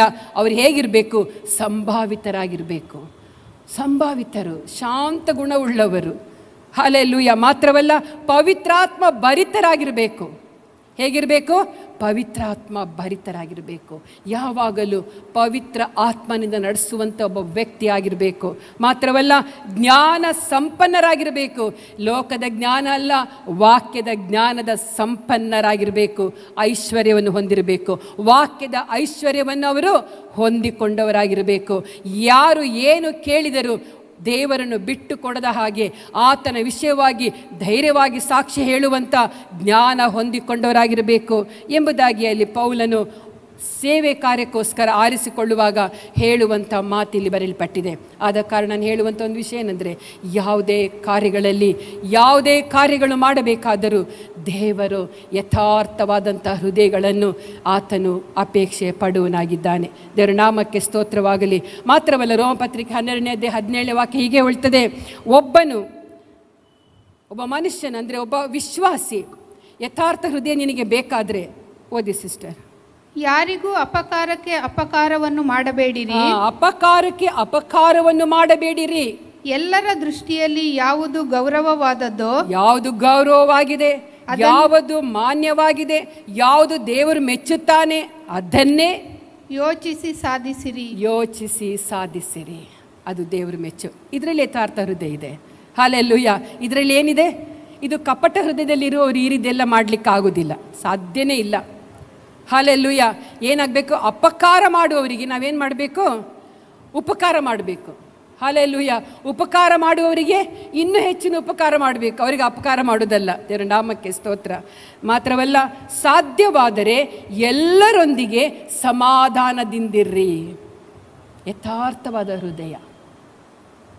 ಹಲ್ಲೆಲೂಯಾ. ನಿಷ್ಕಪಟವಾದಂಥ ಹೃದಯ, ಕಪಟ ಇಲ್ಲದಂಥ ಹೃದಯ. ಎಲ್ಲರೊಂದಿಗೆ ಸಮಾಧಾನವನ್ನು ಉಂಟು ಮಾಡುವಂಥ ಹೃದಯ ಅದಾಗಿದೆ ಪ್ರಿಯರೇ. ಮಾತ್ರವಲ್ಲ, ಇಲ್ಲಿ 2 ಕೊರಿಂಥ 13:7 ವಾಕ್ಯ ಹೀಗೆ ಹೇಳ್ತದೆ, ಅಲ್ಲಿ ಕೆಟ್ಟದ್ದೇನು ಮಾಡಲೇಬಾರದು ಎಂಬುದಾಗಿ ಬಹು ಸ್ಪಷ್ಟವಾಗಿ ಬರೆಯಲ್ಪಟ್ಟಿದೆ. ಓದಿ ಸಿಸ್ಟರ್, ಕೆಟ್ಟದ್ದೇನು ಮಾಡಬಾರದು. ನೀವು ಕೆಟ್ಟದ್ದೇನು ಮಾಡಬಾರದೆಂದು ನಾವು ದೇವರನ್ನು ಪ್ರಾರ್ಥಿಸುತ್ತೇವೆ. ಇದರಲ್ಲಿ ನಾವೇ ಯೋಗ್ಯರಾಗಿ ತೋರಿ ಬರಬೇಕೆಂಬುದು ನಮ್ಮ ಉದ್ದೇಶವಲ್ಲ. ನಾವು ಅಯೋಗ್ಯರೆನಿಸಿಕೊಂಡರೂ ನೀವು ಒಳ್ಳೆಯದನ್ನು ಮಾಡುವವರಾಗಬೇಕೆಂಬುದೇ ನಮ್ಮ ಉದ್ದೇಶ. ಎಂಥ ಸುಂದರವಾದ ಮಾತು ನೋಡಿ. ಒಂದು ಸಭೆಯಲ್ಲಿ ಪ್ರತಿಯೊಬ್ಬ ವಿಶ್ವಾಸಿಗೆ ಬೇಕಾಗಿರುವಂಥ ಎಚ್ಚರಿಕೆಯ ಮಾತು. ನಾವು ಮಾತ್ರ ಒಳ್ಳೆಯವರಾಗಿರದೆ ಅವ್ರು ಯಾಕೆ ಪ್ರಾರ್ಥನೆ ಮಾಡ್ತಾ ಇದ್ದಾರೆ? ಇನ್ನೊಬ್ಬನೂ ಕೂಡ, ನನ್ನ ಜೊತೆ ವಿಶ್ವಾಸಿ ಕೂಡ ಏನಾಗಿರಬೇಕು? ಕೆಟ್ಟದ್ದನ್ನು ಮಾಡದ ರೀತಿಯಲ್ಲಿ ಅವರಿಗೋಸ್ಕರ ಪ್ರಾರ್ಥನೆ ಮಾಡುವವರಾಗಿರಬೇಕು. ಹಾಲೆಲೂಯ, ಅವರಿಗೋಸ್ಕರ ಪ್ರಾರ್ಥನೆ ಮಾಡುವವರಾಗಿರಬೇಕು. ನಾವು ಅನೇಕ ವಿಷಯಕ್ಕೆ ಪ್ರಾರ್ಥನೆ ಮಾಡ್ತೇವೆ, ಅದರಲ್ಲಿ ಇದೊಂದು ಪ್ರಾರ್ಥನೆ ನಾವು ಸೇರಿಸ್ಕೊಳ್ಬೇಕು. ಹಾಲೆಲೂಯ. ಯಾರು ಕೂಡ ಕೆಟ್ಟ ಮಾತುಗಳಾಗಲಿ, ಅಹಂಕಾರದ ಮಾತುಗಳಾಗಲಿ, ಸಿಟ್ಟಿನಿಂದ ಮಾತಾಡುವುದಾಗಲಿ, ಸೊಕ್ಕಿನಿಂದ ಮಾತಾಡುವುದಾಗಲಿ, ಯಾವ ವಿಶ್ವಾಸಿಯು ಅವನ ಬಾಯಲ್ಲಿ ಯಾವ ಮಾತುಗಳು, ಅಂಥ ಕೆಟ್ಟ ಮಾತುಗಳು ಬರಬಾರದು. ಅವನು ಶಾಂತ ಪ್ರಿಯನಾಗಿರಬೇಕು, ಸಂಪನ್ನನಾಗಿರಬೇಕು, ಜ್ಞಾನಭರಿತನಾಗಿರಬೇಕು. ಹಾಲೆಲೂಯ. ಅದಕ್ಕಾಗಿ ದೇವರು ನಮ್ಮನ್ನು ಇವತ್ತು ಎಚ್ಚರಿಸ್ತಾ ಇದ್ದಾನೆ. ದೇವರ ನಾಮಕ್ಕೆ ಸ್ತೋತ್ರವಾಗಲಿ. ಇದು ಕ್ರೈಸ್ತ ವಿಶ್ವಾಸಿಗೆ ಬೇಕಾಗಿರುವಂಥದ್ದು. ಮತ್ತು ನಾವು ಹೇಗೆ ಇದೆಲ್ಲವನ್ನು ಧರಿಸಿಕೊಂಡ್ರೆ ಮಾತ್ರ ಒಬ್ಬ ಕ್ರೈಸ್ತಳು ಎಂಬುದಾಗಿ ಜನರು ಗುರುತಿಸಲಿಕ್ಕೆ ಸಾಧ್ಯ ಆಗ್ತದೆ. ಒಂದು ವೇಳೆ ನಾವು ಅನ್ಯರಂತೆಯೇ ಅವರ ಜೊತೆಯಲ್ಲೇ ಸೇರಿ ಹೊಡೆಯುವುದು, ಬಡಿಯುವುದು, ಬೈಯುವುದು, ಎಲ್ಲ ಕಾರ್ಯಗಳನ್ನು ಮಾಡುತ್ತಾ ಹೋದರೆ ನಮ್ಮನ್ನು ಯಾರು ಕ್ರೈಸ್ತರೆಂಬುದಾಗಿ ಗುರುತಿಸೋದಿಲ್ಲ. ಕ್ರೈಸ್ತರಿಗೂ ನಮಗೂ ಇರೋ ವ್ಯತ್ಯಾಸ ಏನಂದರೆ, ನಾವು ಕಳೆದ ವಾರ ಕೇಳಿದ್ವಿ, ಪಾಸ್ಟರ್ ಮೆಸೇಜ್ ಕೊಟ್ಟಿದ್ದಾರೆ, ನಾವು ಅನ್ಯ ಜನಗಳಿಗೂ ನಮಗಿರೋ ವ್ಯತ್ಯಾಸವನ್ನು ನಾವು ಗ್ರಹಿಸಿಕೊಂಡವರಾಗಿರಬೇಕು. ಹಲ್ಲೆಲೂಯಾ. ದೇವರ ನಾಮಕ್ಕೆ ಸ್ತೋತ್ರವಾಗಲಿ. ಮಾತ್ರವಲ್ಲ, ಫಿಲಿಪ್ಪಿ ಪತ್ರಿಕೆಯಲ್ಲಿ 4ನೇ ಅಧ್ಯಾಯ 8ನೇ ವಾಕ್ಯ ಹೀಗೆ ಹೇಳ್ತದೆ, ಸತ್ಯವೂ ಮಾನ್ಯವೂ ನ್ಯಾಯವೂ ಶುದ್ಧವೂ ಪ್ರೀತಿಕರವೂ ಮನೋಹರವೂ ಆಗಿದೆಯೋ, ಯಾವುದು ಸದ್ಗುಣವಾಗಿದೆಯೋ, ಯಾವುದು ಕೀರ್ತಿಗೆ ಯೋಗ್ಯವೋ ಅವುಗಳನ್ನು ಲಕ್ಷ್ಯಕ್ಕೆ ತಂದುಕೊಳ್ಳಿರಿ. ಎಷ್ಟು ಒಂದು ಒಳ್ಳೆಯ ಬುದ್ಧಿ ಮಾತಲ್ಲಿ ಬರೆದಿದೆ ನೋಡ್ರಿ. ಒಂದು ಯಥಾರ್ಥ ಹೃದಯ, ಸುಗುಣವುಳ್ಳ ಹೃದಯ, ಅದರಲ್ಲಿ ಏನಿರಬೇಕಂತೆ? ಸತ್ಯವಿರಬೇಕು, ಮಾನ್ಯವು, ನ್ಯಾಯವು, ಶುದ್ಧವು, ಪ್ರೀತಿಕರವು, ಮನೋಹರವು ಆಗಿದೆಯೋ, ಯಾವುದು ಸದ್ಗುಣವಾಗಿದೆಯೋ, ಯಾವುದು ಕೀರ್ತಿಗೆ ಯೋಗ್ಯವೋ ಅವುಗಳನ್ನು ಲಕ್ಷ್ಯಕ್ಕೆ ತಂದುಕೊಳ್ಳಿರಿ. ಅಂದರೆ ಅರ್ಥ ಏನಂದರೆ, ಇಷ್ಟೆಲ್ಲ ಒಳ್ಳೆಯ ಗುಣಗಳು, ಸದ್ಗುಣಗಳು ನಮಗೆ ಬರಲೇಬೇಕು. ಅಂದರೆ ಮಾತ್ರ ನಾವೇನಾಗ್ತೇವೆ? ಯಥಾರ್ಥ ಹೃದಯವುಳ್ಳವರಾಗ್ತೇವೆ, ದೇವರನ್ನು ಸಂತೋಷಪಡಿಸ್ತೇವೆ. ಇಲ್ಲಿದ್ರೆ ಇಲ್ಲ. ನಮ್ಮಲ್ಲಿ ಒಂದು ಕೊರತೆ ಇದ್ದರೂ ಕೂಡ ದೇವರು ದುಃಖ ಪಡುವನಾಗಿದ್ದಾನೆ.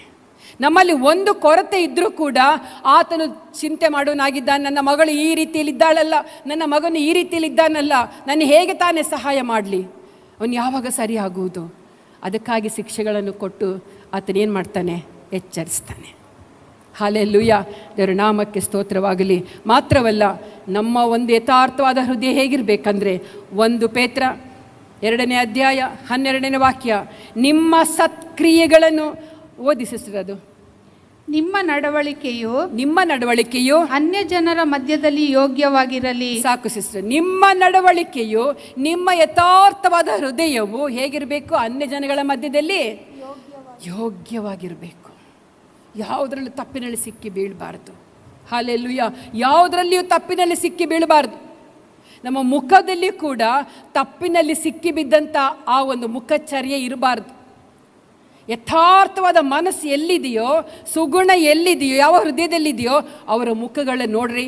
ಒಬ್ಬ ತಪ್ಪು ಮಾಡಿದಂಥ ಒಬ್ಬ ಕಳ್ಳನ ಮುಖ ನೋಡ್ರಿ, ಹೇಗಿರ್ತದೆ ಗೊತ್ತಾಗ್ತದಲ್ವಾ?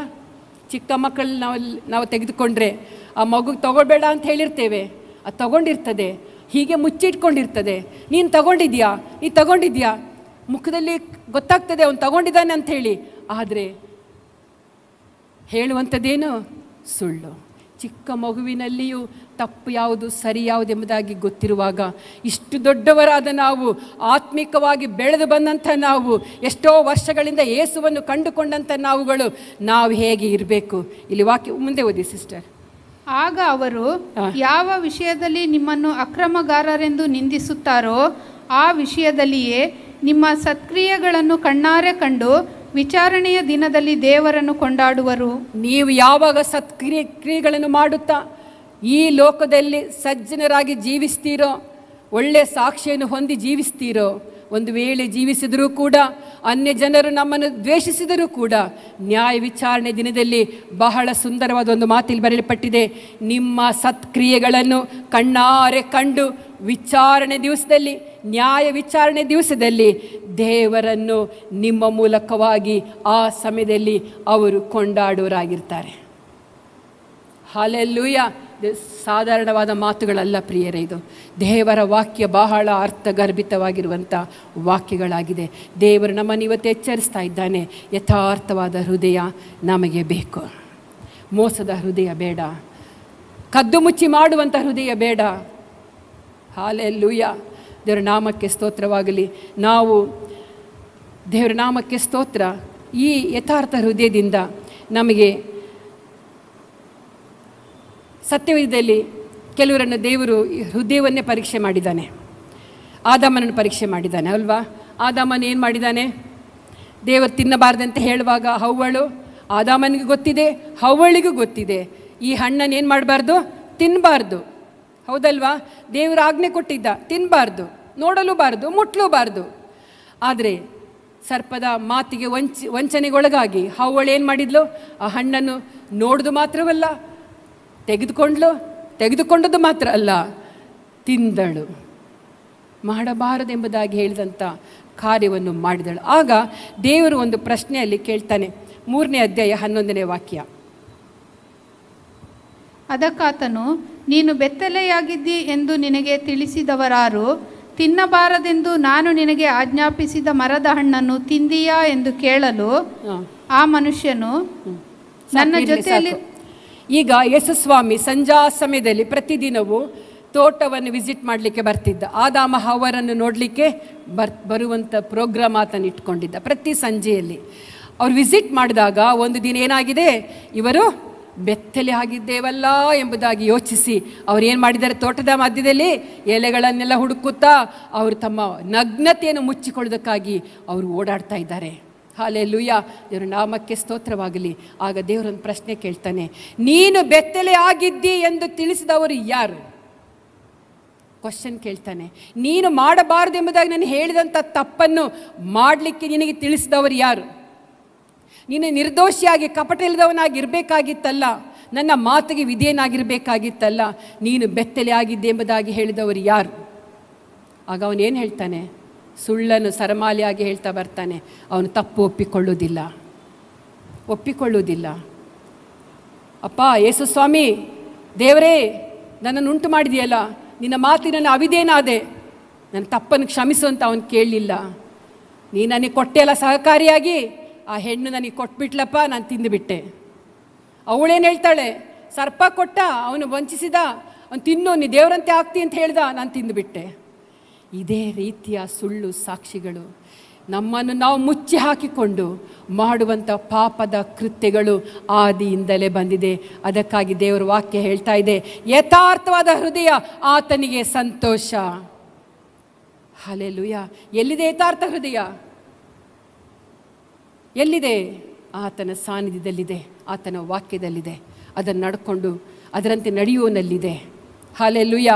ದೇವರ ನಾಮಕ್ಕೆ ಸ್ತೋತ್ರವಾಗಲಿ. ಮಾತ್ರವಲ್ಲ, ಕಾಯಿನ ಬಗ್ಗೆ ನೋಡ್ತೇವೆ.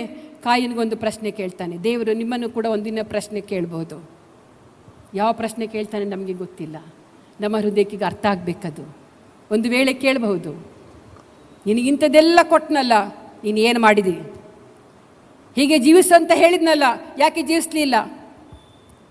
ವಿಗ್ರಹಗಳನ್ನು ಆರಾಧನೆ ಮಾಡಬಾರ್ದು ಅಂತ ಹೇಳಿದ್ನಲ್ಲ, ಯಾಕೆ ವಿಗ್ರಹಗಳ ಮೊರೆ ಹೋದಿ? ಕ್ವಶನ್ ಕೇಳ್ತಾನೆ, ನಮ್ಮನ್ನು ಪರೀಕ್ಷೆಗೆ ಒಳಪಡಿಸ್ತಾನೆ. ಹಲ್ಲೆಲೂಯಾ. ದೇವರ ನಾಮಕ್ಕೆ ಸ್ತೋತ್ರ. ಕಾಯಿನನಿಗೆ 4ನೇ ಅಧ್ಯಾಯ Genesis 4:9 ಓದ್ತೇವೆ. ಕಾಯಿನ ಒಂದು ಪ್ರಶ್ನೆ ಕೇಳ್ತಾನೆ. ಓದಿ ಸಿಸ್ಟರ್. ಯೆಹೋವನು ಕಾಯಿನನನ್ನು, ನಿನ್ನ ತಮ್ಮನಾದ ಹೇಬೇಲನು ಎಲ್ಲಿ ಎಂದು ಕೇಳಲು ಅವನು, ನಾನರಿಯೆ, ನನ್ನ ತಮ್ಮನನ್ನು ಕಾಯುವವನು ನಾನೋ ಎಂದು ಉತ್ತರ ಕೊಟ್ಟನು. ಎಸ್, ಅವನೇನು ಉತ್ತರ ಕೊಡ್ತಾನೆ? ಎಲ್ಲಿ ನಿನ್ನ ತಮ್ಮನು? ಈ ಪ್ರಶ್ನೆ ನಮ್ಮಲ್ಲಿ ಕೂಡ ಬರಬಹುದು. ಎಲ್ಲಿ ನಿನ್ನ ಯಥಾರ್ಥ ಹೃದಯ ಎಲ್ಲಿದೆ? ನನಗಾಗಿ ನೀನು ಏನು ಮಾಡಿದಿ? ಎಲ್ಲಿ? ಹಲ್ಲೆಲೂಯಾ. ಇಲ್ಲಿ ಕಾಯಿನ ಕೇಳ್ತಾ ಇದ್ದಾನೆ, ನಿನ್ನ ತಮ್ಮನು ಎಲ್ಲಿ? ನಿನ್ನ ತಮ್ಮನು ಎಲ್ಲಿ? ಏನು ಹೇಳ್ತಾನ ಅವನು? ನನ್ನ ತಮ್ಮನನ್ನು ಕಾಯಲಿಕ್ಕೆ ನಾನು, ಓದಿ ಸಿಸ್ಟರ್ ಅದಿನ್ನೂ ಸಲ, ಕಾಯಿನನ್ನು ಅವನು, ನಾನರಿಯೆ, ನನ್ನ ತಮ್ಮನನ್ನು ಕಾಯುವವನು ನಾನೋ ಎಂದು ಉತ್ತರ ಕೊಟ್ಟ. ನನ್ನ ತಮ್ಮನನ್ನು ಕಾಯಲಿಕ್ಕೆ ನಾನು ಮಾಡಿದ ದೊಡ್ಡ ಕೆಲಸ, ದೊಡ್ಡ ತಪ್ಪು, ದೊಡ್ಡ ಪಾಪ ಮಾಡಿದ್ದಾನೆ. ರಕ್ತವು ಕೂಗ್ತಾ ಇದೆ, ಹೇಬೇಲನ ರಕ್ತ ಭೂಮಿಯಿಂದ ಕರಿತಾ ಇದೆ. ಹಲ್ಲೆಲೂಯಾ, ಕರಿತಾ ಇದೆ. ದೇವರಿಗೆ ಕಣ್ಣು ಕಾಣೋದಿಲ್ವಾ? ದೇವರು ಯಾರೆಂಬುದಾಗಿ ಗ್ರಹಿಸಿಕೊಳ್ಳಿಲ್ವಾ ಅವನು? ಪ್ರೀತಿಯ ದೇವಜನರೇ, ನಾವು ಮಾಡಿದ ತಪ್ಪು ನಮ್ಮ ವಿಷಯವಾಗಿ ಕೂಗಿ ಹೇಳುವಂಥದ್ದಾಗಿದೆ. ರಕ್ತ ಅದು ಒಂದು ವೇಳೆ ಕೂಗಿರಬಹುದು, ಆದರೆ ನಾವು ಮಾಡಿದಂಥ ಒಂದೊಂದು ಪಾಪಗಳು ಎಲ್ಲಿ ಮಾಡಿದ್ದೇವೆ, ಹೇಗೆ ಮಾಡಿದ್ದೇವೆ, ಯಾಕೆ ಮಾಡಿದ್ದೇವೆ ಎಂಬಂಥ ವಿಷಯದ ಬಗ್ಗೆ ನಾವು ಮಾಡಿದಂಥ ಸ್ಥಳದಲ್ಲಿರುವಂಥ ಎಲ್ಲ ಕಲ್ಲುಗಳು, ಎಲ್ಲ ಮಣ್ಣುಗಳು, ಎಲ್ಲ ರೀತಿಯ ತೊಲೆಗಳು, ನಮ್ಮ ಇಟ್ಟಿಗೆಗಳು, ಬಿಲ್ಡಿಂಗಲ್ಲಿರುವಂಥ ಪ್ರತಿಯೊಂದೊಂದು ವಸ್ತುಗಳು ನಮ್ಮ ವಿಷಯವಾಗಿ ಸಾಕ್ಷಿ ಹೇಳ್ತದೆ ಎಂಬುದಾಗಿ ದೇವರ ವಾಕ್ಯ ನಮ್ಮನ್ನು ಎಚ್ಚರಿಸ್ತದೆ. ರಕ್ತವೇ ಮಾತನಾಡಿರುವಾಗ ಆ ನ್ಯಾಯ ವಿಚಾರಣೆ ದಿನದಲ್ಲಿ ನಮ್ಮ ತಪ್ಪುಗಳ ಬಗ್ಗೆ ಅವುಗಳು ಕೂಡ ಸಾಕ್ಷಿ ಹೇಳುತ್ತದೆ. ಹಲ್ಲೆಲೂಯಾ, ದೇವರ ನಾಮಕ್ಕೆ ಸ್ತೋತ್ರವಾಗಲಿ. ಸಮಾರ್ಯ ಸ್ತ್ರೀ ಹತ್ರ ದೇವರು ಬರ್ತಾನೆ, ಬಾವಿ ಹತ್ರ ಸಂಧಿಸ್ತಾನೆ. ಸಮಾರ್ಯ ಸ್ತ್ರೀ ಆಕೆ ಒಂದು ಕ್ವಶನ್ ಕೇಳ್ತಾನೆ, ಏನಂದರೆ, ಯೇಸು ಅವಳಿಗೆ, ಹೋಗಿ ನಿನ್ನ ಗಂಡನ ಕರ್ಕೊಂಡು ಬಾ. ಯಾರನ್ನ ಕರ್ಕೊಂಡು ಬಾ? ಯಾಕೆ? ಯೇಸುಸ್ವಾಮಿ ಎಲ್ಲ ಅರಿತವನು, ನಿನ್ನನ್ನು ಅರಿತವನು, ನನ್ನನ್ನು ಅರಿತವನು. ನಾನು ಮಾಡಿದ ಎಲ್ಲ ಪಾಪದ ಕೃತ್ಯಗಳು ಆತನಿಗೆ ಗೊತ್ತಿದೆ. ಹಲ್ಲೆಲೂಯಾ, ನೀವು ಮಾಡಿದ ಎಲ್ಲ ಪಾಪದ ಕಾರ್ಯಗಳು ಆತನಿಗೆ ಗೊತ್ತಿದೆ. ಈ ಸಮಾರ್ಯದ ಸ್ತ್ರೀಯನ್ನು ಅರಿತಂಥ ದೇವರು ಆತನು ಒಂದೇ ಪ್ರಶ್ನೆ ಕೇಳ್ತಾನೆ, ಹೋಗಿ ನಿನ್ನ ಗಂಡನನ್ನು ಕರ್ಕೊಂಡು ಬಾ. ಓದಿ ಸಿಸ್ಟರ್ ಅದು. ಯೇಸು ಅವಳಿಗೆ, ಹೋಗಿ ನಿನ್ನ ಗಂಡನನ್ನು ಇಲ್ಲಿಗೆ ಕರಕೊಂಡು ಬಾ ಎಂದು ಹೇಳಿದನು. ಅದಕ್ಕೆ ಆ ಹೆಂಗಸು, ನನಗೆ ಗಂಡನಿಲ್ಲ ಅಂದಳು. ಯೇಸು ಆಕೆಗೆ, ನನಗೆ ಗಂಡನಿಲ್ಲವೆಂದು ನೀನು ಹೇಳಿದ್ದು ಸರಿಯಾದ ಮಾತು. ನಿನಗೆ 5 ಮಂದಿ ಗಂಡಂದಿರಿದ್ದರು, ಈಗ ಇರುವವನು ನಿನಗೆ ಗಂಡನಲ್ಲ ಎಂದು ಹೇಳಿ. ಈ ಸಮಾರ್ಯದ ಹೆಂಗಸು, ದೇವರನ್ನು ಕಂಡುಕೊಳ್ಳದೇ ಇರುವಂಥ ಪಾಪದಲ್ಲಿ ಬಿದ್ದಿರುವಂಥ ಒಂದು ಹೆಂಗಸು, ಆಕೆ ಪ್ರಶ್ನೆಗೆ ಕರೆಕ್ಟ್ ಉತ್ತರ ಕೊಡ್ತಾ ಇದ್ದಾಳೆ. ಆಕೆ ಮೋಸ ಮಾಡಲಿಲ್ಲ. ನನಗೆ ಗಂಡನಿಲ್ಲ ಅಂತ ಹೇಳಿದ ಹೌದು, ಆದರೆ ಯೇಸುಸ್ವಾಮಿ ಅದರ ಒಳಗಿರುವಂಥ ಅರ್ಥ, ಅವಳು ಏನೇನು ತಪ್ಪು ಮಾಡಿದಾಳೆ ಎಂಬುದಾಗಿ ವಿವರಿಸಿ ಹೇಳುವಾಗ ಆಕೆ ಒಪ್ಪಿಕೊಳ್ತಾಳೆ. ಹೌದು, ನನಗೆ 5 ಗಂಡಂದಿರಿದ್ದರು, ಈಗ ಯಾರೂ ಇಲ್ಲ. ವ್ಯಭಿಚಾರಿಯಾಗಿರುವಂಥ ಒಂದು ಸ್ತ್ರೀ ಸತ್ಯವನ್ನು ಹೇಳ್ತಾಳೆ. ಈ ಸತ್ಯಕ್ಕೆ ಏನು ಸಿಗ್ತದೆ? ಅವಳೇನು ಮಾಡಿದ್ಲು? ನಿಜವಾಗಿ ನನ್ನ ದೇವರನ್ನು ಕಂಡುಕೊಂಡೆ, ಮೆಸ್ಸಿಯನನ್ನು ಕಂಡುಕೊಂಡೆ ಎಂಬುದಾಗಿ ಹೋಗಿ ಊರಿನ ಜನರ ಹತ್ರ ಎಲ್ಲ ಹೇಳಲಿಕ್ಕೆ ಹೋಗ್ತಾಳೆ, ಸಾರಲಿಕ್ಕೆ ಹೋಗ್ತಾಳೆ. ಆ ಸಾರಿದ ವಿಷಯವಾಗಿ ಏನಾಯಿತು? ಊರಿನ ಜನರೆಲ್ಲರೂ ಯೇಸುವಿನ ಬಳಿಗೆ ಬರ್ತಾರೆ, ಅವರು ಯೇಸುವನ್ನು ಕಂಡುಕೊಳ್ತಾರೆ. ಹಲ್ಲೆಲೂಯಾ. ಸತ್ಯ ಸಾಕ್ಷಿ ಎಲ್ಲಿದೆ ಅಲ್ಲಿ ಪ್ರಾಣ ರಕ್ಷಿಸ್ತದೆ. ಯಥಾರ್ಥ ಹೃದಯ ಎಲ್ಲಿದೆ ಅಲ್ಲಿ ಸಂತೋಷವಿದೆ. ಯಥಾರ್ಥ ಹೃದಯದಿಂದ ನಿಮ್ಮ ಪಾಪಗಳನ್ನು ದೇವರ ಸನ್ನಿಧಿಯಲ್ಲಿ ಒಪ್ಪಿಕೊಂಡು ಆರಿಕೆ ಮಾಡುವಾಗ ನಿಮ್ಮ ಹೃದಯದಲ್ಲಿ ರಕ್ಷಣೆ ಉಂಟಾಗ್ತದೆ. ನಾವು ಪವಿತ್ರರಾಗಿ ಜೀವಿಸ್ತೇವೆ. ನಮ್ಮ ಹೃದಯಕ್ಕೊಂದು ನೆಮ್ಮದಿ, ಶಾಂತಿ, ಸಮಾಧಾನ ನಮಗೆ ಸಿಗ್ತದೆ. ಹಲ್ಲೆಲೂಯಾ. ಇದು ನಮ್ಮ ಅನುಭವ. ದೇವರ ನಾಮಕ್ಕೆ ಸ್ತೋತ್ರವಾಗಲಿ. ಬಾರ್ತಿಮಾಯನೊಬ್ಬ ಕುರುಡನಿದ್ದ, ಹುಟ್ಟು ಕುರುಡ, ಹೌದಲ್ವಾ? ಹುಟ್ಟು ಕುರುಡ, ಭಿಕ್ಷೆ ಬೇಡ್ತಾ ಇದ್ದಾನೆ. ಯೇಸುಸ್ವಾಮಿ ಆ ದಾರಿಯಲ್ಲಿ ಹೋಗ್ತಾ ಇದ್ದಾನೆ, ಶಬ್ದ ಬರ್ತಿದೆ, ಜನರ ದೊಡ್ಡ ಗುಂಪಿನೊಂದಿಗೆ ಹೋಗ್ತಾ ಇದ್ದಾನೆ ಯೇಸುಸ್ವಾಮಿ. ಆಗ ಈ ಬಾರ್ತಿಮಾಯನ್ ಗೊತ್ತಾಗ್ತದೆ, ಓ ಯಾರೋ ಬರ್ತಾ ಇದ್ದಾರೆ. ಕೇಳ್ತಾನೆ, ಕೇಳುವಾಗ ಹೇಳ್ತಾರೆ, ಇಲ್ಲಿ ಯೇಸುಸ್ವಾಮಿ ಬರ್ತಾ ಇದ್ದಾನೆ ದಾರಿಯಲ್ಲಿ. ಹೌದಾ, ಯೇಸುಸ್ವಾಮಿ ಬರ್ತಾ ಇದ್ದಾನಾ? ಹಂಗೆ ಆಸೆ ಆಗ್ತದೆ. ಹಲ್ಲೆಲೂಯಾ. ಯೇಸುವೇ ನನ್ನನ್ನು ಕರುಣಿಸೆಂಬುದಾಗಿ ಕೂಗ್ತಾನೆ. ಅದು ಓದ್ತೇವೆ ನಾವು, ಮಾರ್ಕನ ಸುವಾರ್ತೆ 10ನೇ ಅಧ್ಯಾಯ 51ನೇ ವಾಕ್ಯ ಓದಿ ಸಿಸ್ಟರ್. ಯೇಸು ಅವನನ್ನು, ನಾನು ನಿನಗೆ ಏನು ಮಾಡಬೇಕೆಂದು ಕೋರುತ್ತಿ ಎಂದು ಕೇಳಲು ಆ ಕುರುಡನು, ನನಗೆ ಕಣ್ಣು ಬರುವಂತೆ ಮಾಡಬೇಕು ಗುರುವೇ ಅಂದನು. ಇಲ್ಲಿ ಯೇಸು ಸ್ವಾಮಿ ಆ ಕುರುಡನಿಗೆ ಒಂದು ಪ್ರಶ್ನೆ ಕೇಳ್ತಾ ಇದ್ದಾನೆ. ನಾನು ನಿನಗೆ ಏನು ಮಾಡಬೇಕೆಂದು ಕೋರುತ್ತಿ. ಅವನು ಹೇಳ್ಬೋದಿತ್ತು, ಒಂದು ವೇಳೆ ಯೇಸು ಸ್ವಾಮಿ ಗೊತ್ತಿಲ್ವಾ, ಅವನು ಕುರುಡನಾಗಿದ್ದಾನೆ, ಅದಕ್ಕೆ ನನ್ನನ್ನು ಕರಿತಾ ಇದ್ದಾನೆ, ಅವನಿಗೆ ಕಣ್ಣು ಬೇಕು ಅಂತ ಗೊತ್ತಿರಲಿಲ್ವಾ? ಗೊತ್ತಿದೆ. ಯಾಕೆ ಪ್ರಶ್ನೆಯನ್ನು ಕೇಳ್ತಾನೆ? ನಿನಗೆ ಏನು ಸತ್ಯವಾಗಿ ಬೇಕೆಂಬುದನ್ನು ನೀನು ಬಾಯಿ ಬಿಟ್ಟು ಹೇಳಿದ್ರೆ ಮಾತ್ರ ದೇವರು ಉತ್ತರ ಕೊಡಲು, ಅದ್ಭುತ ಮಾಡಲು ಆತನು ಶಕ್ತನು. ಇನ್ನೊಬ್ಬರು ಪ್ರಾರ್ಥನೆ ಮಾಡೋದಲ್ಲ. ಹಲ್ಲೆಲೂಯಾ. ನಿನಗೆ ಏನು ಬೇಕೋ ನೀನು ದೇವರ ಸನ್ನಿಧಿಯಲ್ಲಿ ಏನು ಮಾಡಬೇಕು? ನೀವೇ ಹೇಳಬೇಕು. ಅದು ಮುಖ್ಯವಾದದ್ದು. ಇಲ್ಲಿ ಬಾರ್ತಿಮಾಯನು ಏನು ಮಾಡಿದ್ದಾನೆ? ಅವನು ಯೇಸುವಿನ ಬರ್ತಾ ಇದ್ದಾನೆ ಅಂತ ಗೊತ್ತಿದೆ, ಕೂಗ್ತಾ ಇದ್ದಾನೆ, ಯೇಸುವನ್ನು ಕುರಿತಾ ಇದ್ದಾನೆ, ನಾನು ಕರುಣಿಸು ಕರುಣಿಸು ಎಂಬುದೇ ಕೂಗ್ತಾ ಇದ್ದಾನೆ. ಯೇಸುವೆ ಅಲ್ಲಿ ನಿಲ್ತಾನೆ, ನಿಂತು ಅವನನ್ನು ಕರ್ಕೊಂಡು ಬನ್ನಿರಿ ಅಂತ ಹೇಳುವಾಗ, ಬಂದ ನಂತರ ಆತನಿಗೆ ಕೇಳಿದಂಥ ಒಂದು ಪ್ರಶ್ನೆ, ಅವನಿಗೆ ಗೊತ್ತಿದೆ ಜನರೆಲ್ಲರೂ ಅವನ್ನ ಹಿಡ್ಕೊಂಡು ಕರ್ಕೊಂಡು ಬರ್ತಿದ್ದಾನೆ, ಈತನು ಕುರುಡ, ಇವನಿಗೆ ಕಣ್ಣು ಬೇಕೆಂಬುದಾಗಿ. ಅವನು ತನ್ನಷ್ಟಕ್ಕೆ ಯೇಸು ಸ್ವಾಮಿ ಕಣ್ಣು ಕೊಡಲಿಲ್ಲ. ಆತನು ಒಂದು ಪ್ರಶ್ನೆ ಕೇಳ್ತಾನೆ, ನಾನು ನಿನಗೆ ಏನು ಮಾಡಬೇಕೆನ್ನುತ್ತಿ ಕೋರುತ್ತಿ ಎಂಬುದಾಗಿ. ಹಲ್ಲೆಲೂಯಾ. ಆತನ ಸತ್ಯವನ್ನು ಹೇಳಿದ. ಏನು ಹೇಳಿದ? ನನಗೆ ಕಣ್ಣು ಬರುವಂತೆ ಮಾಡು ಸ್ವಾಮಿ. ಹಲ್ಲೆಲೂಯಾ. ನನಗೆ ಮನೆ ಬೇಕು, ಐಶ್ವರ್ಯ ಬೇಕು, ನನಗೆ ಅದು ಬೇಕು ಇದು ಬೇಕು ಅಂತ ಆತನು ಒಂದು ವೇಳೆ ಕೇಳಿದರೆ ದೇವರು ಯಾವುದನ್ನು ಕೊಡ್ತಿರಲಿಲ್ಲ. ಬಂದ ದಾರಿಯಲ್ಲಿ ಸುಂಕ ಇಲ್ಲದ ರೀತಿಯಲ್ಲಿ ವಾಪಸ್ ಹೋಗಬೇಕಾಗಿತ್ತು. ಸತ್ಯವನ್ನು ಕೇಳುವಾಗ ಸತ್ಯಕ್ಕೆ ಉತ್ತರ ಇದ್ದೇ ಇದೆ ದೇವರ ಸನ್ನಿಧಿಯಲ್ಲಿ. ಹಲ್ಲೆಲೂಯಾ. ನಿಮಗೆ ಬೇಡವಾದ ಸಂಗತಿಗಳನ್ನು ನೀವು ಕೇಳಿದ್ರೆ ಖಂಡಿತವಾಗಿ ದೇವರು ಉತ್ತರ ಕೊಡುವುದಿಲ್ಲ. ನಿಮಗೆ ಏನು ಅಗತ್ಯವಿದೆ ಅದನ್ನು ಕೇಳಿದ್ರೆ ಮಾತ್ರ ದೇವರು ಉತ್ತರವನ್ನು ಕೊಡಲು ಆತನು ಶಕ್ತನು.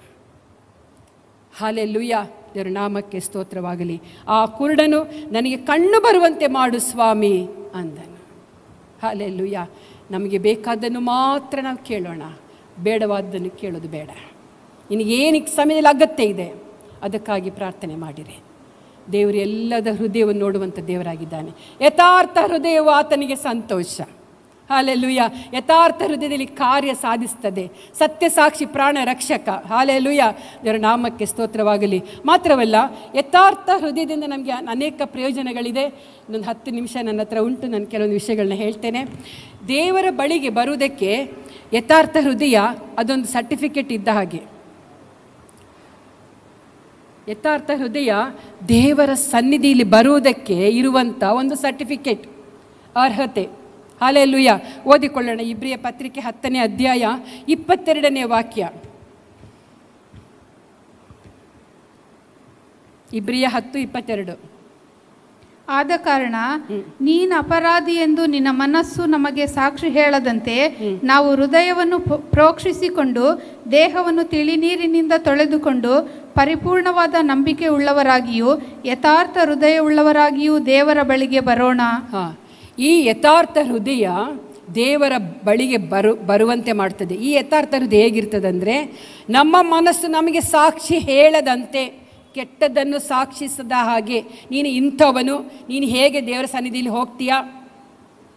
ಕ್ವಶನ್ ನಾವು ನಮ್ಮ ಹೃದಯಕ್ಕೆ ಆ ಕ್ವಶನ್ ಬಾರದಂಥ ರೀತಿಯಲ್ಲಿ ಯಥಾರ್ಥ ಹೃದಯ ನಮಗೆ ಬೇಕು. ಇಲ್ಲಿ ಸಾಕ್ಷಿ ಹೇಳದಂತೆ ನಾವೇನು ಮಾಡಬೇಕು? ನಮ್ಮ ಹೃದಯವನ್ನು ಪ್ರೋಕ್ಷಿಸಿಕೊಂಡು, ಏನು ಪ್ರೋಕ್ಷಿಸಿಕೊಂಡು? ಯೇಸುವಿನ ರಕ್ತದಿಂದ ನಮ್ಮನ್ನು ತೊಳೆದುಕೊಂಡವರಾಗಿ, ತಿಳಿ ನೀರಿನಿಂದ ತೊಳೆದುಕೊಂಡವರಾಗಿ, ಪರಿಪೂರ್ಣವಾದ ನಂಬಿಕೆ ಉಳ್ಳವರಾಗಿ, ಯಥಾರ್ಥ ಹೃದಯ ಉಳ್ಳವರಾಗಿ ಇದ್ದರೆ ಮಾತ್ರ ದೇವರ ಸನ್ನಿಧಿಯಲ್ಲಿ ಧೈರ್ಯದೊಂದಿಗೆ ಬರಲಿಕ್ಕೆ ಸಾಧ್ಯ. ಇದು ನಮ್ಮನ್ನೇನು ಮಾಡ್ತದೆ? ಯಥಾರ್ಥ ಹೃದಯ ದೇವರ ಸನ್ನಿಧಿಯಲ್ಲಿ ಬರಲಿಕ್ಕೆ ಸರ್ಟಿಫಿಕೇಟ್ ಕೊಡ್ತದೆ. ಹಲ್ಲೆಲೂಯಾ. ಯಥಾರ್ಥವಾದ ಹೃದಯ ನಮಗೆ ಸಾಕು. ದೇವರ ನಾಮಕ್ಕೆ ಸ್ತೋತ್ರವಾಗಲಿ. ಮಾತ್ರವಲ್ಲ, ಇದು ಯಥಾರ್ಥ ಹೃದಯ ಅನ್ಯೋನ್ಯತೆ, ಒಗ್ಗಟ್ಟಿಗೆ ಅದೇನಾಗಿದೆ? ಅಸ್ಥಿವಾರವಾಗಿದೆ. ಒಂದು ವಾಕ್ಯ ಓದಿಕೊಳ್ಳೋಣ. 1 ಯೋಹಾನ 1:7.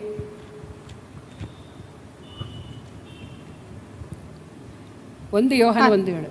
ಆದರೆ ಆತನು ಬೆಳಕಿನಲ್ಲಿರುವಂತೆಯೇ ನಾವು ಬೆಳಕಿನಲ್ಲಿ ನಡೆದರೆ ನಾವು ಒಬ್ಬರ ಸಂಗಡಲೊಬ್ಬರು ಅನ್ಯೋನ್ಯತೆಯಲ್ಲಿದ್ದೇವೆ ಮತ್ತು ಸಾಕು. ಇಲ್ಲಿ ಆತನು ಬೆಳಕಾಗಿದ್ದಾನೆ, ನಾವು ಆ ಬೆಳಕಿನಲ್ಲಿ ನಡೆದರೆ ಏನಾಗಿದ್ದೇವೆ ನಾವು ಅಂದರೆ ಯಥಾರ್ಥ ಹೃದಯವುಳ್ಳವರಾಗಿ ಕ್ರಿಸ್ತನಲ್ಲಿರುವಂಥ ಆ ಗುಣಗಳನ್ನು ಧರಿಸಿಕೊಂಡವರಾಗಿ ದೇವರನ್ನು ಸಂತೋಷಪಡಿಸುವಂಥ ಹೃದಯ ನಮ್ಮಲ್ಲಿದ್ದರೆ ಏನಾಗ್ತೀವಿ ನಾವು? ಒಬ್ಬರ ಸಂಗಡಲ್ಲೊಬ್ಬರು ಅನ್ಯೋನ್ಯವಾಗಿರ್ತೇವೆ. ಎಲ್ಲಿ ಯಥಾರ್ಥ ಹೃದಯ ಇಲ್ಲವೋ, ಎಲ್ಲಿ ಬೆಳಕಿನ ಜೀವಿತ ನಮ್ಮಲ್ಲಿ ಇಲ್ಲವೋ, ಒಬ್ಬರೊಬ್ಬರೊಂದಿಗೆ ಅನ್ಯೋನ್ಯವಾಗಿರಲಿಕ್ಕೆ ಸಾಧ್ಯನೇ ಇಲ್ಲ. ಸಾಧ್ಯ ಇದೆಯಾ? ಇಲ್ಲ. ಹಲ್ಲೆಲೂಯಾ. ಎಲ್ಲಿ ಕ್ರಿಸ್ತನ ಗುಣ, ಕ್ರಿಸ್ತನ ಬೆಳಕು, ಕ್ರಿಸ್ತನಲ್ಲಿರುವಂಥ ಲಕ್ಷಣಗಳು ನಮ್ಮಲ್ಲಿ ಇದ್ದರೆ ಮಾತ್ರ ನಾವೇನಾಗಿರ್ತೇವೆ? ಆ ಯಥಾರ್ಥ ಹೃದಯ ಹೊಂದಿಕೊಂಡ್ರೆ ಮಾತ್ರ ನಾವೇನಾಗ್ತೇವೆ? ಒಬ್ಬರ ಸಂಗಡಲ್ಲೊಬ್ಬರು ಅನ್ಯೋನ್ಯವುಳ್ಳವರಾಗಿರ್ತೇವೆ. ಇದು ಪ್ರಯೋಜನ ಇದೆ. ಯಥಾರ್ಥ ಹೃದಯ ಈ ಪ್ರಯೋಜನ ನಮಗೆ ಕೊಡ್ತದೆ. ನಮ್ಮಲ್ಲಿ ಯಾರು ಒಬ್ಬರನ್ನೊಬ್ಬರು ದ್ವೇಷಿಸೋದೇ ಇಲ್ಲ. ಹಲ್ಲೆಲೂಯಾ. ದ್ವೇಷ ಅನ್ನೋದೇ ಇಲ್ಲ, ದ್ವೇಷ ಅನ್ನೋದು ಇಲ್ಲ. ಅನ್ಯೋನ್ಯವಾಗಿರ್ತೇವೆ. ಹೇಗಿರ್ತೇವೆ? ಎಲ್ಲರೂ ಬಾಯಿ ಮುಚ್ಕೊಂಡಿರ್ತೀರಪ್ಪ. ಹೇಗಿರ್ತೇವೆ? ನೀವು ಸ್ವಲ್ಪ ಜನ ಇದ್ದೀರಿ, ಚೆನ್ನಾಗಿ ಜೋರಾಗಿ ಹೇಳಬೇಕು. ಹೇಗಿರ್ತೇವೆ? ಹಲ್ಲೆಲೂಯಾ. ಅನ್ಯೋನ್ಯವಾಗಿರ್ತೇವೆ. ಯಥಾರ್ಥ ಹೃದಯ ಅನ್ಯೋನ್ಯತೆಗೆ ನಡೆಸ್ತದೆ. ಹಲ್ಲೆಲೂಯಾ. ಮಾತ್ರವಲ್ಲ, ಈ ಯಥಾರ್ಥ ಹೃದಯ ನಮ್ಮಲ್ಲಿದ್ದರೆ ನಾವು ನಮ್ಮ ಪಾಪಗಳನ್ನು ಅರಿಕೆ ಮಾಡ್ಕೊಳ್ತೇವೆ. ನಮ್ಮ ಪಾಪ ನಿವಾರಣೆಗೆ ಅದು ನಡೆಸ್ತದೆ. ವಾಕ್ಯ ಓದಿಕೊಳ್ಳೋಣ. ಅದೇ ಮುಂದೆ ಓದಿ ಸಿಸ್ಟರ್. ಮತ್ತು ಆತನ ಮಗನಾದ ಯೇಸುವಿನ ರಕ್ತವು ಸಕಲ ಪಾಪವನ್ನು ನಿವಾರಣೆ ಮಾಡಿ ನಮ್ಮನ್ನು ಶುದ್ಧಿ ಮಾಡುತ್ತದೆ. ಯೇಸುವಿನ ರಕ್ತ ಏನು ಮಾಡ್ತದೆ? ನಾವು ಅನ್ಯೋನ್ಯವಾಗಿದ್ದಾಗ, ಯಾವಾಗ ನಾವು ಪಾಪಗಳನ್ನ ಅರಿಕೆ ಮಾಡಿಕೊಳ್ತೇವೆ ಯಥಾರ್ಥ ಹೃದಯದಿಂದ, ನಮ್ಮಲ್ಲಿ ಕಲ್ಮಶ ಬೇಡ, ನನ್ನಲ್ಲಿ ದೇವರು ನನ್ನನ್ನು ಶುದ್ಧ ಮಾಡು, ಪವಿತ್ರ ಮಾಡು ಅಂತ ಹೇಳುವಾಗ, ಪ್ರಾರ್ಥಿಸುವಾಗ ಏನಾಗ್ತದೆ? ಅಲ್ಲಿ ನಮ್ಮನ್ನಾತನು ಶುದ್ಧಿ ಮಾಡ್ತಾನೆ, ಪಾಪ ನಿವಾರಣೆ ಆಗ್ತದೆ. ಯಥಾರ್ಥ ಹೃದಯ ನಮಗೆ ಬೇಕು. The joy of the lord is my strength. ಯೆಹೋವನ ಆನಂದವೇ ನಮ್ಮ ಬಲವಾಗಿದೆ, ಆಶ್ರಯವಾಗಿದೆ. ಆತನನ್ನು ಆನಂದ ಪಡಿಸೋಣ, ಆತನ ವಾಕ್ಯಗಳಿಗೆ ತಕ್ಕ ಹಾಗೆ ನಡೆಯೋಣ. ದೇವರ ನಾಮಕ್ಕೆ ಸ್ತೋತ್ರವಾಗಲಿ. ಮಾತ್ರದಲ್ಲಿ ಇನ್ನೊಂದು ಪ್ರಯೋಜನ ಇದೆ. ದೇವರು ನಮ್ಮ ಹತ್ತಿರ ಬರಲಿಕ್ಕೆ ಸಾಧ್ಯವಾಗ್ತದೆ. ಹಲ್ಲೆಲೂಯಾ. ದೇವರು ನಾವು ಯಥಾರ್ಥವಾಗಿದ್ದರೆ ಮಾತ್ರ ದೇವರು ನಮ್ಮ ಹತ್ತಿರ ಬರ್ತಾನೆ. ಒಂದು ವಾಕ್ಯ ಓದಿಕೊಳ್ಳಿ. ಕೀರ್ತನೆಗಳು 145 18ನೇ ವಾಕ್ಯ ನೋಡಿ. ಅಲ್ಲಿ ಭಕ್ತನು, ಕೀರ್ತನೆಗಾರನು ಹೇಳ್ತಾ ಇದ್ದಾನೆ, ಯೆಹೋವನಿಗೆ ಮೊರೆ ಇಡುವವರು ಯಥಾರ್ಥವಾಗಿ ಮೊರೆ ಇಡುವುದಾದರೆ ಆತನ ಹತ್ತಿರವಾಗಿ ಇದ್ದಾನಂತೆ. ಹೇಗೆ? ಆತನ ಸಮೀಪಕ್ಕೆ ಬರ್ತಾನೆ ಯಥಾರ್ಥವಾಗಿ ಮೊರೆ ಇಡುವುದಾದರೆ. ಕಪ್ಪಟ ಹೃದಯದಿಂದ ಪ್ರಾರ್ಥಿಸಿದರೆ ದೇವರ ಹತ್ತಿರದಲ್ಲಿರುವುದಿಲ್ಲ. ಈ ವಾಕ್ಯ ಸ್ಪಷ್ಟವಾಗಿ ಹೇಳ್ತಾ ಇದೆ. ಯಥಾರ್ಥವಾಗಿ ಮೊರೆ ಇಡುವುದಾದರೆ ಆತನೇನಾಗಿದ್ದಾನೆ? ಹತ್ತಿರವಾಗಿದ್ದಾನೆ. ಹಲ್ಲೆಲೂಯಾ. ನಾವು ದೇವರು ತಾನೇ ನಮ್ಮ ಹತ್ತಿರ ಬರಲಿಕ್ಕೆ ಯಥಾರ್ಥ ಹೃದಯ ಬಹಳ ಅವಶ್ಯ. ನಾವು ಅನೇಕ ಪ್ರಾರ್ಥನೆ ಮಾಡ್ತೀವಿ, ಉತ್ತರನೇ ಸಿಗುವುದಿಲ್ಲ. ಯಾಕೆ? ನಮ್ಮಲ್ಲಿ ಯಥಾರ್ಥ ಹೃದಯ ಇಲ್ಲ. ನಮ್ಮ ಹತ್ತಿರ ಬರಲಿಕ್ಕೆ ಚಾನ್ಸಸ್ ಇಲ್ಲ. ದೇವರು ಉತ್ತರನೇ ಸಿಕ್ಕಲಿಲ್ಲ. ಯಾಕೆ? ನಮ್ಮನ್ನು ಪರೀಕ್ಷೆ ಮಾಡಿಕೊಳ್ಳೋಣ. ನನ್ನಲ್ಲಿ ಯಥಾರ್ಥ ಹೃದಯ ಇದೆಯಾ? ನಾನು ಯಾರಿಗಾದ್ರೂ ಏನಾರು ಮಾಡಿದ್ದೀನಾ? ನಾನು ಯಾರಿಗಾದರೂ ಬೈದಿದ್ದೀನಾ? ನನ್ನ ಮೇಲೆ ಯಾರಿಗಾದರೂ ವೈಮನಸ್ಸಿದೆಯಾ? ನನ್ನನ್ನು ದ್ವೇಷಿಸ್ತಾ ಇದ್ದಾರಾ? ನಾನು ಏನು ತಪ್ಪು ಮಾಡಿದೆ? ನನ್ನನ್ನು ಯಾಕೆ ಪ್ರೀತಿಸ್ತಾ ಇಲ್ಲ ಎಂಬಂಥ ಆ ಎಲ್ಲ ವಿಷಯಗಳನ್ನು ನಮ್ಮನ್ನು ಶೋಧನೆಗೆ ಒಳಪಡಿಸಿ ನಾವು ಯಥಾರ್ಥವಾಗಿ ದೇವರ ಸನ್ನಿಧಿಯಲ್ಲಿ ಯಾವುದೇ ವಿಷಯಕ್ಕಾಗಿ ಪ್ರಾರ್ಥನೆ ಮಾಡಿರಿ, ಖಂಡಿತವಾಗಿಯೂ ದೇವರು ನಿಮಗೆ ಉತ್ತರ ಕೊಡ್ತಾನೆ. ನಿಮ್ಮ ಸಮೀಪದಲ್ಲಿ ಆತನು ಇರ್ತಾನೆ. ದೇವರ ನಾಮಕ್ಕೆ ಸ್ತೋತ್ರವಾಗಲಿ. ದೇವರು ಒಳ್ಳೆಯವನು, ಆತನು ಯಾವಾಗಲೂ ಒಳ್ಳೆಯ ಕಾರ್ಯಗಳನ್ನು ಮಾಡುವಂಥ ದೇವರಾತನಾಗಿದ್ದಾನೆ. ದೇವರ ನಾಮಕ್ಕೆ ಸ್ತೋತ್ರವಾಗಲಿ. ಇಲ್ಲಿ ಯೆಹೋಶುವನು ಹೇಳ್ತಾ ಇದ್ದಾನೆ, 24ನೇ ಅಧ್ಯಾಯ, ಯೆಹೋಶುವನ ಪುಸ್ತಕ 24ನೇ ಅಧ್ಯಾಯ 14ನೇ ವಾಕ್ಯ ಹೀಗೆ ಹೇಳ್ತದೆ, ಹೀಗಿರುವುದರಿಂದ ನೀವು ಯೆಹೋವನಲ್ಲಿ ಭಯಭಕ್ತಿ ಉಳ್ಳವರಾಗಿರ್ರಿ, ಆತನನ್ನು ಪೂರ್ಣ ಮನಸ್ಸಿನಿಂದಲೂ ಯಥಾರ್ಥ ಚಿತ್ತದಿಂದಲೂ ಸೇವಿಸಿರಿ. ಆತನನ್ನು ಸೇವಿಸಬೇಕು, ಆತನನ್ನು ಆರಾಧಿಸಬೇಕು. ಯಾವ ರೀತಿಯಲ್ಲಿ? ಪೂರ್ಣ ಮನಸ್ಸಿನಿಂದ, ಭಯಭಕ್ತಿಯಿಂದ, ಪೂರ್ಣ ಮನಸ್ಸಿನಿಂದ. ಮಾತ್ರವಲ್ಲ, ಯಥಾರ್ಥ ಚಿತ್ತ ಅಂದರೆ ಆಲೋಚನೆ. ಯಥಾರ್ಥ ಚಿತ್ತದಿಂದ ದೇವರನ್ನು ಆರಾಧಿಸಬೇಕಂತೆ. ನಮ್ಮ ಚಿತ್ತ ಎಲ್ಲಿರಬೇಕು? ಆರಾಧನೆಯಲ್ಲಿರಬೇಕು. ನಮ್ಮ ಚಿತ್ತ ಕೇಂದ್ರೀಕರಿಸಬೇಕು ಯೇಸುವಿನ ಮೇಲೆ. ಹಲ್ಲೆಲೂಯಾ. ದೇವರ ನಾಮಕ್ಕೆ ಸ್ತೋತ್ರ. ಆರಾಧನಾ ಸಮಯದಲ್ಲಿ ನಮ್ಮ ಚಿತ್ತ ಎಲ್ಲಿರಬೇಕು? ಕಿಚನಲ್ಲಿ ಅಲ್ಲ, ನಾವು ಮಾಡುವಂಥ ಆಫೀಸ್ನಲ್ಲಿ ಅಲ್ಲ, ನಾವು ಮಾಡುವಂಥ ಕಾರ್ಯಗಳ ಮೇಲಲ್ಲ. ನಮ್ಮ ಆರಾಧನಾ ಸಮಯದಲ್ಲಿ ನಮ್ಮ ಯಥಾರ್ಥವಾದ ಚಿತ್ತ, ನಾಲೆಡ್ಜ್, ಮನಸ್ಸು ಎಲ್ಲಿರಬೇಕು? ಯಥಾರ್ಥ ಚಿತ್ತದಿಂದ ನಾವೇನು ಮಾಡಬೇಕು? ಆತನನ್ನು ಸೇವಿಸಬೇಕು. ದೇವರ ನಾಮಕ್ಕೆ ಸ್ತೋತ್ರವಾಗಲಿ. ಮಾತ್ರವಲ್ಲ, ಇದು ದೇವರನ್ನು ಸಂತೋಷಪಡಿಸ್ತದೆ. ಆಗ ಓದಿದ ಹಾಗೆ ಇನ್ನೂ ಸಲ ಓದಿ ಸಿಸ್ಟರ್, ಕೀರ್ತನೆಗಳು 51:6. ಯಥಾರ್ಥ ಚಿತ್ತವೇ ನಿನಗೆ ಸಂತೋಷ, ಸುಜ್ಞಾನದ ರಹಸ್ಯಗಳ ನನಗೆ ತಿಳಿಯಪಡಿಸು.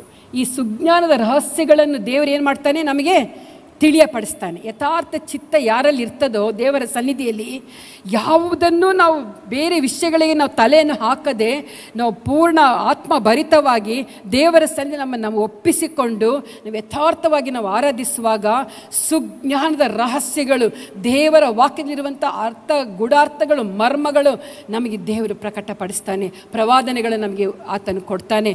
ನಾವು ಅನ್ಯ ಭಾಷೆಗಳನ್ನು ಮಾತಾಡಲಿಕ್ಕೆ ದೇವರು ನಮಗೆ ಸಹಾಯ ಮಾಡ್ತಾನೆ. ಹಲ್ಲೆಲೂಯಾ. ಎಲ್ಲಿ ಯಥಾರ್ಥ ಹೃದಯ ಇದೆಯೋ ಅಲ್ಲಿ ಸುಜ್ಞಾನದ ರಹಸ್ಯಗಳು ಸಿಗುವಂಥದ್ದಾಗಿದೆ. ದೇವರ ನಾಮಕ್ಕೆ ಸ್ತೋತ್ರವಾಗಲಿ. ಮಾತ್ರವಲ್ಲ, ಇದು ನಮ್ಮನ್ನು ಉನ್ನತ ವಾಸಸ್ಥಾನಕ್ಕೆ ನಡೆಸ್ತದೆ. ಯಥಾರ್ಥ ಹೃದಯ ಇದು ವೇಸ್ಟ್ ಅಲ್ಲ, ಇದು ವೇಸ್ಟ್ ಅಲ್ಲ. ಉನ್ನತದಲ್ಲಿರುವಂಥ, ನನಗಾಗಿ ನಿಮಗಾಗಿ ಸಿದ್ಧ ಮಾಡಿದಂಥ ವಾಸಸ್ಥಾನಕ್ಕೆ ನಮ್ಮನ್ನು ಯಥಾರ್ಥ ಹೃದಯ ನಡೆಸ್ತದೆ. ವಾಕ್ಯವನ್ನು ಓದಿಕೊಳ್ಳೋಣ. ಯೆಶಾಯ ಪುಸ್ತಕ 33ನೇ ಅಧ್ಯಾಯ 15ನೇ ವಾಕ್ಯ. ಯೆಶಾಯ 33:15.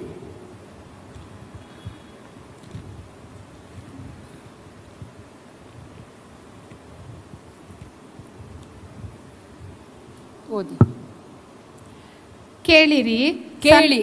ಒಂದೇ ಮಾತಿದೆ ಅಲ್ಲಿ, ಅದು ಬ್ರಾಕೆಟಲ್ಲಿ ಕೇಳಿ. ಕೇಳಿರಿ, ಸನ್ಮಾರ್ಗದಲ್ಲಿ ನಡೆದು ಯಥಾರ್ಥವಾಗಿ ನುಡಿದು ದೋಚಿಕೊಂಡ ಲಾಭ ಬೇಡವೆಂದು ಲಂಚ ಮುಟ್ಟದಂತೆ ಕೈ ಒದರಿ ಕೊಲೆಯ ಮಾತಿಗೆ ಕಿವಿಗೊಡದೆ ಕೆಟ್ಟದ್ದನ್ನು ನೋಡದಂತೆ ಕಣ್ಣು ಮುಚ್ಚಿಕೊಳ್ಳುವವನೇ ಉನ್ನತ ಸಾನ್ನಿಧ್ಯದಲ್ಲಿ ವಾಸಿಸುವನು. ಉನ್ನತ ಸ್ಥಾನದಲ್ಲಿ ವಾಸಿಸುವನು. ನೋಡಿ, ಯಥಾರ್ಥ ಹೃದಯದಲ್ಲಿ ಏನಿರೋದಿಲ್ಲ? ಯಥಾರ್ಥ ಹೃದಯದಲ್ಲಿ ಯಾವ ಕೆಟ್ಟದ್ದು, ಸುಳ್ಳು, ಮೋಸ, ವಂಚನೆ ಇರೋದಿಲ್ಲ ಅಂತ ನಾನು ಹೇಳ್ತಾ ಬಂದೆ. ಇದು ದೇವರಿಗೆ ಇಷ್ಟ ಅಂತ ನಾನು ಹೇಳ್ತಾ ಬಂದೆ. ಹಲ್ಲೆಲೂಯಾ. ಇದು ದೇವರಲ್ಲಿ ಸಂತೋಷ ಪಡ್ತಾನೆ ಎಂಬುದಾಗಿ ಹೇಳಿದೆ. ಇಲ್ಲಿ ವಾಕ್ಯನು ಸ್ಪಷ್ಟವಾಗಿ, ಬಹಳ ಸ್ಪಷ್ಟವಾಗಿ ಹೇಳ್ತಾ ಉಂಟು. ಇಲ್ಲಿ ಯೆಶಾಯನು ಹೇಳ್ತಾ ಇದ್ದಾನೆ, ಸನ್ಮಾರ್ಗದಲ್ಲಿ ನಡೆದು ಯಥಾರ್ಥವಾಗಿ ನುಡಿದು. ನಡೆದು ನುಡಿದು ಅಂದರೆ ನಡತೆಯಲ್ಲಿಯೂ ನಮ್ಮ ಮಾತಿನಲ್ಲಿ ಏನಿರಬೇಕು? ಯಥಾರ್ಥ ಹೃದಯ ಇರಬೇಕು. ಬಹಳ ಸ್ಪಷ್ಟವಾಗಿದೆ ಇಲ್ಲಿ. ಸುಳ್ಳನ್ನು ಎಂದಿಗೂ ನಾವು ಹಿಂಬಾಲಿಸಲೇಬಾರದು, ಸುಳ್ಳನ್ನು ಹಿಂಬಾಲಿಸಲೇಬಾರದು. ಮಾತ್ರವಲ್ಲ, ದೋಚಿಕೊಂಡ ಲಾಭ ಬೇಡವೆಂದು ಲಂಚ ಮುಟ್ಟದಂತೆ ಕೈ ಒದರಿ ಕೊಲೆಯ ಮಾತಿಗೆ ಕಿವಿಗೊಡದೆ ಕೆಟ್ಟದ್ದನ್ನು ನೋಡದಂತೆ ಕಣ್ಣು ಮುಚ್ಚಿಕೊಳ್ಳುವವನೇ ಉನ್ನತ ಸ್ಥಾನದಲ್ಲಿ ಅವನು ವಾಸ ಮಾಡುವನಾಗಿದ್ದಾನೆ. ಕ್ರಿಶ್ಚಿಯನ್ಸ್ ಅಂತ ಹೇಳ್ಕೊಳ್ಳೋರು ಇದೆಲ್ಲ ವಾಕ್ಯಗಳಿಗೆ ಏನಾಗಿರಬೇಕು? ಅಧೀನರಾಗಿರಬೇಕು, ವಿಧೇಯರಾಗಿರಬೇಕು. ಅಂದರೆ ಮಾತ್ರ ಉನ್ನತ ಸ್ಥಾನಕ್ಕೆ ಹೋಗ್ಲಿಕ್ಕೆ ಸಾಧ್ಯ.